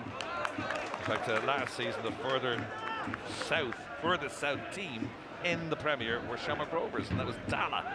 So you do need more involvement like that. So here's another substitution now. It's going to be Cian Kavanagh coming in for Ronan Boyce. 20 years of age, Cian Kavanagh, wearing number 29. A little spell at Hearts and also St. Pat's as well, and he's their third substitute of the second half. Yeah, they can sacrifice the right full now because they need to go for it. It's a bit of a gamble from Rory, but the right one as well. 12 minutes to go. The Sligo Rovers are happy just to hold on to what they have. Yeah, I was just about to say there, I thought Bolger was late in on McElhenney. Referee tried to let the advantage go, which is something he should have done the first half, but not on that occasion. It was a clear foul.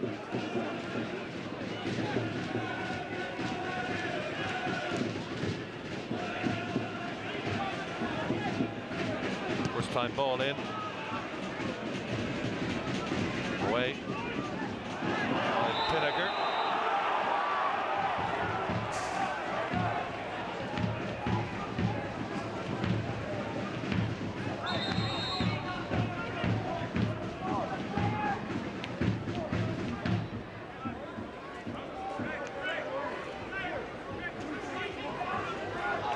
Luke McNicholas then for Sligo Rovers, taking this free. 7 goals conceded so far this evening in the season in the league, as I mentioned that earlier on, but tonight they'll be very happy not to concede. If they can get out of here with a victory, it would push them up level on points with Derry City, and the way things are going at Daneyman Park, Bowes will have a 4-point lead. Poor ball by Hartman. Good anticipation though by McElhenney. Here's Graydon, opens up for Graydon, shot down, charge down. Ricochets for Kavanagh, corner. His first mistake in the night. Hartman plays a square ball, intercepted by McElhenney, and they're in on the back four. But a really good block. His midfield partner came across Browning and cut out the shot with a good block. Goes for a corner for Derry City. 12 corners. Doherty to take this. Should be an outswinger, left-footed towards the 6-yard box. And that is powerfully to the net by Kieran Cole. And the anticipation from the supporters on the far side that they might get something out of that. The outswinger worked. Cole got his header to it. It's 1-1. Yeah, it's an unbelievable header, to be fair to Kieran Cole, who's not the biggest as well, John. And interestingly enough, it's the first time they've taken an outswinging corner. Patching has taken all the corners, all in-swingers. This time Ben Doherty, a brilliant ball into the box. Who's picking up Cole? Questions will be asked. But what a header, absolutely fantastic. Pace and power on it. No chance for McNicholas. And it sets us up for a lively 10 minutes, John. McNicholas was actually diving when the ball had got past him. That was the power of that header. It barely flew past the keeper. Game on. Yeah, and I mentioned Hartman, we've praised them all night, but just the first time a sloppy pass in towards that centre midfield area. Patrick McElhenney picks it up and to win a corner and to score from it, John. Now the crowd are on their feet. McEniff, Diallo, McElhenney.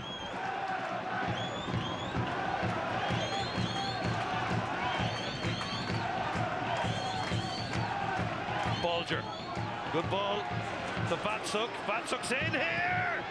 Oh, just missed it. He can't believe he missed it. Bulger's on his knees. Vatsuk is rolling around on the ground saying, how did I miss that? That should have been 2-1. Oh, he has to score, John. You're 1v1, you have to score.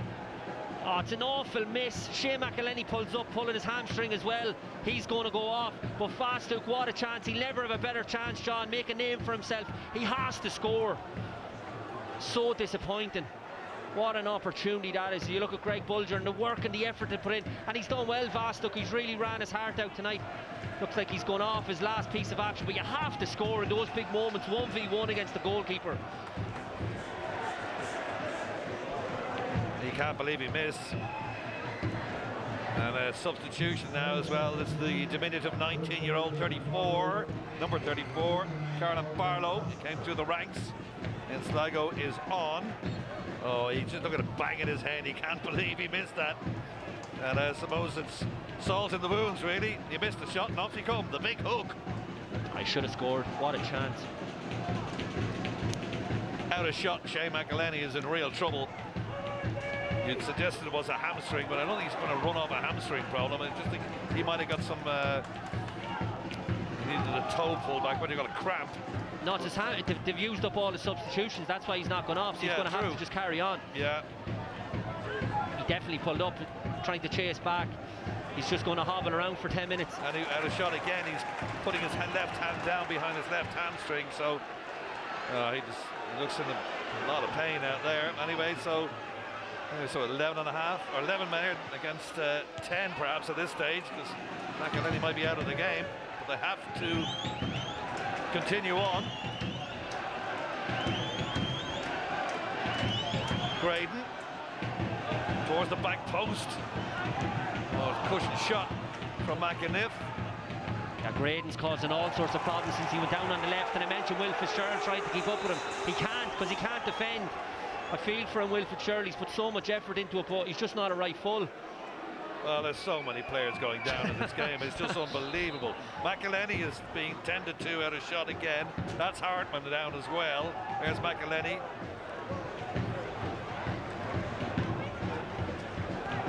I've never seen this many injuries in the one pitch in the one match. And there's a bit of time left yet. I'd say there'll be a bit of injury time. There's a good 10 minutes left of this yet, John. Here's the goal, absolutely fantastic header. You look at Call, as I say, he's not the biggest. It's Cian Kavanagh beside him, who's a bigger man. But what a header by Call. All the pace is on the delivery from Doherty, and an absolutely fantastic header from Call. Something you wouldn't associate with him as well, because normally he wouldn't even be up there. He's a left full predominantly. He was up for the corner as a centre half. What a header, absolutely bullet header.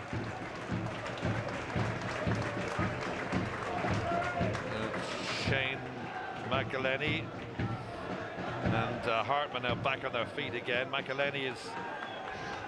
I'm not sure what he's doing. Well, he had to go back anyway. He's stretching here for the last 3 or 4 minutes.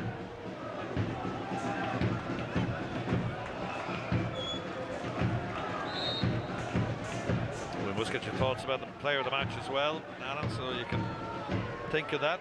You can tell our director when you get the chance. Here's Call, the goal scorer, out to that far side. Graydon keeps it in play. That switch, as Alan mentioned, from right to left has certainly paid dividends. He's got a really good turn of pace. Will all score please stand at their end of match positions. All scores stand at end of match positions. The plaintive cry of the PA announcer, stewards to end of match positions. We'll ask that the ground will be cleared of spectators by 10:15 at the latest. Thank you.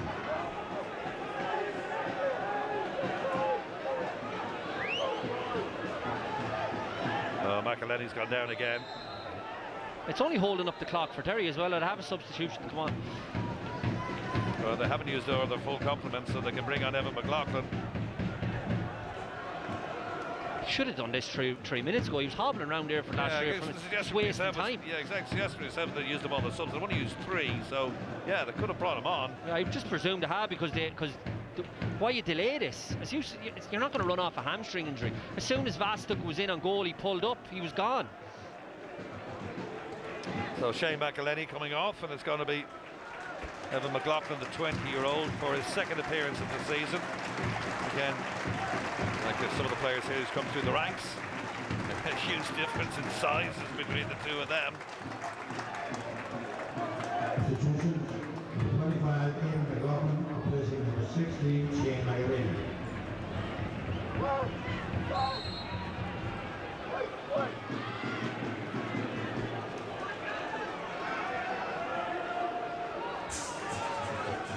So we get more of your thoughts about player of the matches. Yeah, there's been no real standouts. Well, you better tell our boys back for Sligo Rovers, Hartman for me was the standout player in the first half, but hasn't had as much impact in the second half. I think Pinnaker has been absolutely excellent in the second half as well, because it's been backs to the wall, but he's marshalled that defence, changed the partner, helped the young lad alongside him.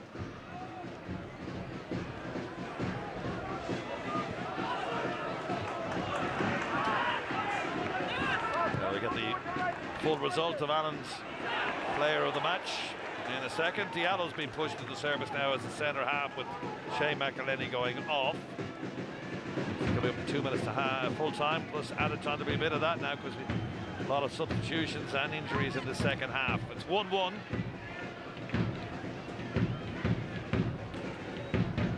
They could have another chunk of 7 minutes to be added on, so still plenty of time to go yet. McNicholas out of play on that far side. Yeah, and Pinnaker did well there in a race with McGonigal, just used his body to lean into him.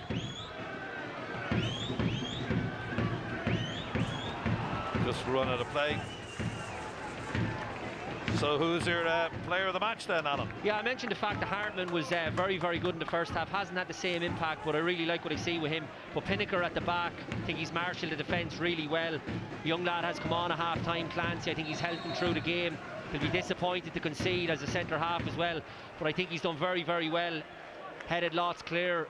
As I said, he's the most experienced in that. A new back four as well with Sligo Rovers this year. Hutchison on the left, and they've had 3 right fulls tonight, but he's been a mainstay since last season. I think he's done very, very well for them.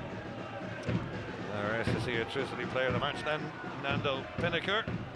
11 New Zealand caps, the 24-year-old, and very good game in the centre of defence tonight for the 24-year-old player of the match. Yeah, normally you'd be coming up here, John, you'd be expecting you'd be picking a Derry City player with the form that they're in, but no one's really stood out for Derry City tonight. Graydon's done well since he's gone over on the left, but Rory Higgins will be disappointed. But I think Pinnaker has backs to the wall now the last 20 minutes, and he's really stood up for his team. Both of these teams have a considerable injury list. We mentioned the amount of players out for Derry: Dummigan, McJanet, Whelan, Duffy, O'Reilly, Mark Connolly. Sligo are missing very influential Gary Buckley, Gary Boylan, Mark Byrne, all out injured as well, and we've had a raft of injuries in this game as well. Hopefully Johan Banafalk is okay. Went down very awkwardly in the first half, had to be stretchered off, and then there was a problem for one of the substitutes, Carl O'Sullivan, who went over on an ankle, and he too didn't come out for the second half either. So, and we saw players going down like 9 pins right throughout this game. So 90 up, 7 minutes of added time. Yeah, I'm not surprised by that.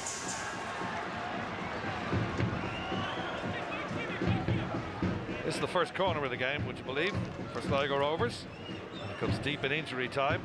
Can they get something out of this set piece, perhaps? It's a decent ball, too. Headed up in the air by Clancy. Oh, mix up at the back there from Derry City's point of view. Pinnaker. Fitzgerald. Decent ball, Fitzgerald.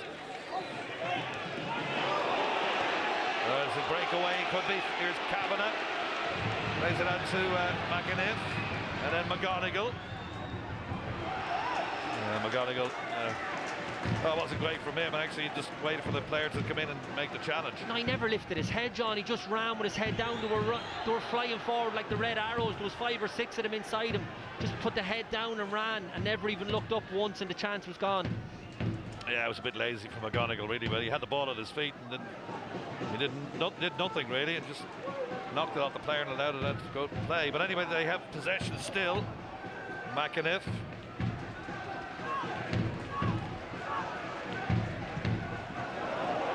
Well, they're lining up at the back post, and that was an important header, corner. It's a brilliant header, John. Will Fitzgerald, I mentioned about the shift that he's put in going forward, and he's had to slot into that right full position, but you wouldn't associate him with winning headers at the back post when there's 3 big men behind him. That's a brilliant header. It's corner number 13. Is it unlucky for Sligo? The last time the ball came in from this end, they scored.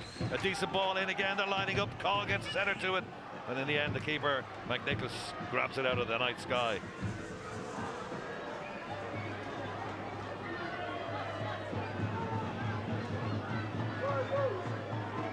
Great game. Enjoyable, very enjoyable. Just hopefully now the players who are injured won't be out for too long. We know Connolly's going to be out for a little while because he's got a very bad hamstring pull. Good tackle by Diallo. It was an important one too on Livac. Because if he didn't make that challenge inside it, when waiting for it to pounce was Hartman.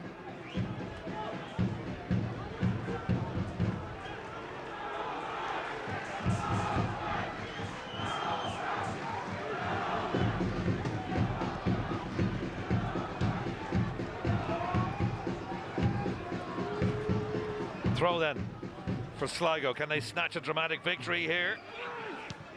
Hooked away by Patrick McElhenney. The brother's gone off. It's a good ball by Hutchinson. Shot. Saved. Need to make it too, Mar. Good keeper. Good stop. Good effort. Livac comes in, cuts inside. Really good strike with his left foot. Good save. McGonigal trying to chase this down. Can he force something here? No, he can't. Puts it across the area, and the goalkeeper drops gratefully on the ball. Yeah, again, Pinnaker done really well to match the run, stay with him. Just couldn't pull it back to anyone.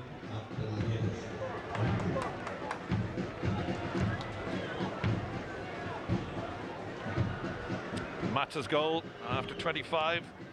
Cancelled out by that bullet header on 81 by Kieran Call. There's been all sorts of injury problems out there, as we mentioned, and a lot of players having to be played in unaccustomed roles. It's pushed by Hartman. Yeah, they've really dug in, Sligo Rovers, to be fair. As usage on set back with a couple of injuries. You're having to take your centre off at half time for fear he'll get sent off. The young lad Clancy's come on, done really well. Will Fitzgerald's put in a real shift for his team. Greg Bulger in that midfield area as well. Browning, since he's come on. Matt has put in a shift up front. John Russell will be over the moon with a result like this. Yeah, they'll take it. It's a big Northwest derby if they can. Yeah, and it's deserved. Here. It's deserved as well, John. They deserve a point. It's the least they deserve. Bohemians have beaten UCD coming from behind, so they stay top. At the moment, they're 4 clear. Well, it would be 3, of course, with the 1-1 draw here. There would have been 4 clear if there was a positive result in Sligo's favour here. But Bohs have started well this season. Shells won 2-0 down at Cork. Shamrock Rovers pegged back by St. Pat's still to win a game this season. 5 draws out of 6. And there was a little, I was at Tolka Park last week when they played Shells. Little grumblings among some of the supporters as well about the start that Shamrock Rovers have made as well. Not surprised. Oh, as Homer Simpson once famously said, what do you mean? Everything lasts forever. 2 minutes to go then.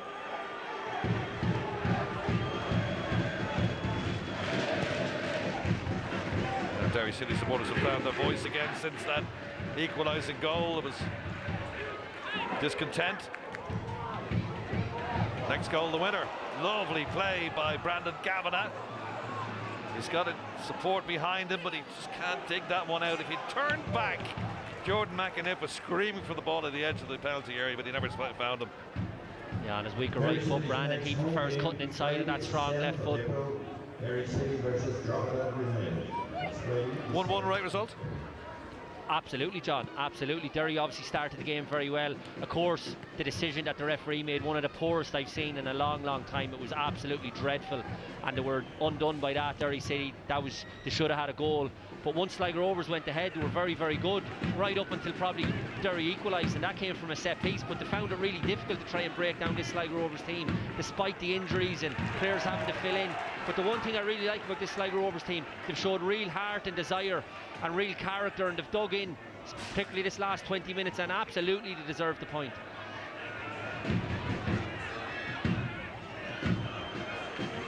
Final seconds then, near the Ryan McBride Brandywell Stadium. We remember the former captain here after 5 minutes. His 6th anniversary is on Sunday, taken far too soon.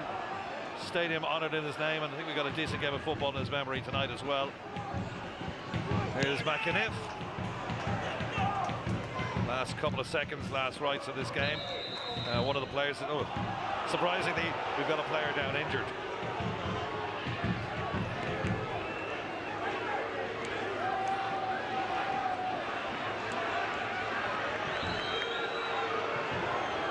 So thankfully he's okay. So one last chance perhaps for Derry City. It'll be a long throw from this right-hand side, perhaps, or is McAniff looking for people to come towards him? Places the Kavanagh. They've got to get the ball in. Don't waste the time. Diallo. Kavanagh. The ball. They're queuing up. Doherty. Great. Oh, he let the ball slip under his feet. That could be it. 7 minutes are up. Oof. Wild swing, Bulger behind him, gets it clear, remains at 1-1. Hartman looks absolutely out on his feet out there, he's put in a huge shift. Here's Diallo. Still on we go. No, we don't. There goes the final whistle. Entertaining game. Pleasure to be here tonight on St. Patrick's night to watch this 1-1 draw. Mata opened the scoring on 25 minutes. That was cancelled out by that bullet header by Kieran Cole. And at the Brandywell Stadium, I think Sligo Rovers will be happy enough the way things have come out this evening. It's finished. Derry City 1, Sligo Rovers 1.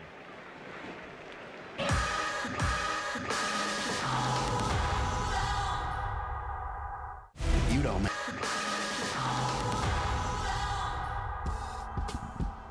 And you're very welcome back. So confirmation of this evening's results in the Premier Division. Here at the Ryan McBride Brandywell, it finished Derry City 1, Sligo Rovers 1, as you've just seen. And at Dalymount Park this evening, well, Kinsella Bishop gave UCD the lead in the first half. Early in that first half, Ali Cooten missed a penalty for Bowes just before the break, but he made amends by getting the winner. So Bohemians 2, UCD 1 had finished. And there's the table as it stands at the moment. Bohemians have extended their lead to 3 points. Derry City remain in second place, Dundalk third, and Sligo Rovers remain in fourth position. Okay, the player of the match this evening is the Sligo Rovers defender Nando Pinnicker. He's now with Tony. Yes, and Nando Pinnicker is the SSE Electricity player of the match, and Thomas O'Brien is here from SSE to present you with your award. Congratulations, Nando. Thank you very much. And congratulations to Sligo, because that's an important point, isn't it? Yeah, it's an important point. To be honest, I'm a bit disappointed that we didn't take more from the game. I thought we were on top for large parts of the game, and it was an unfortunate way to concede from a corner. It's something simple, and you want to defend well from those, but hopefully we can push on and do well in the league. So yeah. Smash and grab though, wasn't it? Because you soaked up a lot of pressure before you scored, broke away, and Max Mata showing once again how good he is. Yeah, he's a top player also from New Zealand, so it's good that we have players like that on our team that can make a difference. So yeah, hopefully we can just push on. Max can keep scoring goals, and yeah, we'll be happy. Well done. Thanks very much. Yeah. That's all I have time for. Thank you so much. Well done. Well played. Yeah, well done indeed. Stuart, you were remarking particularly during that second half on how hard Sligo Rovers were working, and they were worth every bit of the point they got tonight, weren't they? Yeah, I think so. I think they really knuckled down. I think they showed that this team has a real, a very, very resolute attitude. I just thought in their recovery runs, their the energy just to get men behind the ball, and it wasn't just a blanket, just get numbers there. They were reacting to second balls. There was Ryan Graydon was excellent in that second half. It was a real threat for Derry, but it didn't matter who it was. Get numbers out there. Any deliveries that came into the box, they pretty much won. I mean, how many corners did we count? 14. 14. Derry only got and ultimately got their goal from that, but. Yeah, well, Sligo very good defensively. Because they had up the tempo at this particular point, Graham, hadn't they? Yeah, I think they brought on Kavanagh and they brought on McAniff, and it just sparked them and gave them a lot of energy. They were able to get the ball back a lot quicker. McAniff was willing to run beyond McGonigal, and that's where they end up getting a lot of sort of pressure from it. It was the first time they had an outswinger from that side as well, because Patching had normally been putting them in on top of the keeper, and Call does really well because he times over Matta's head really well, gets a little lean on Hutchinson and bangs it in. It's a great header. Yeah, it certainly is. Just shortly after that goal was scored, Stuart, Sligo Rovers had a chance to go in front again, and it was a close call. Yeah, obviously just came from a breakaway. I mean, 1v1 situation, you can see that they're getting caught. McElhenny just pulls up here. I think the hamstring went there with cramp. And he's got all the time in the world. Maybe he's got too much time, I don't know. Never looks really comfortable, does he? Doesn't really kind of just snatches at it. Confidence going through. Yeah. When you see him running through, I never thought he looked confident over the shot. Shepherd's Hook came out straight away. Yeah, he got taken off and had the long walk around the goal on top of it as well. But OK, listen, we have to hear from the Sligo Rovers manager, John Russell. He's now talking to Tony. John, congratulations. Well-deserved point. It was a bit of a smash and grab to begin with, wasn't it? Yeah, no, I felt we played well tonight. We knew it was going to be difficult coming up here. We weathered the storm first 15-20 minutes, and then we scored an outstanding goal, and that's what we're capable of, and we've shown that this season. And then second half we had to dig deep. A lot of players came off injured. We had to change 2 right backs, so we'll have to assess them. A few tired bodies towards the end, and then we conceded from a set play. But for me, with the best chance of the game then when Bogdan went through, and if he finishes that, you probably hold out and get 3 points. But it's a good thing to be coming away here disappointed after a draw. Hold on. Cheers, thank you. That's all I need. OK, that's all we have time for this evening, and thanks to Stuart and Graham for being with us this evening. Our patron saint may have spent 40 days and 40 nights on top of Croagh Patrick. It'll take a whole season to see if Derry City can reach the summit of the Premier Division. The late equaliser from Kieran Cole ensures that they remain going in the right direction. From everybody here at the Brandywell, enjoy what's left of St Patrick's Day. Bye-bye.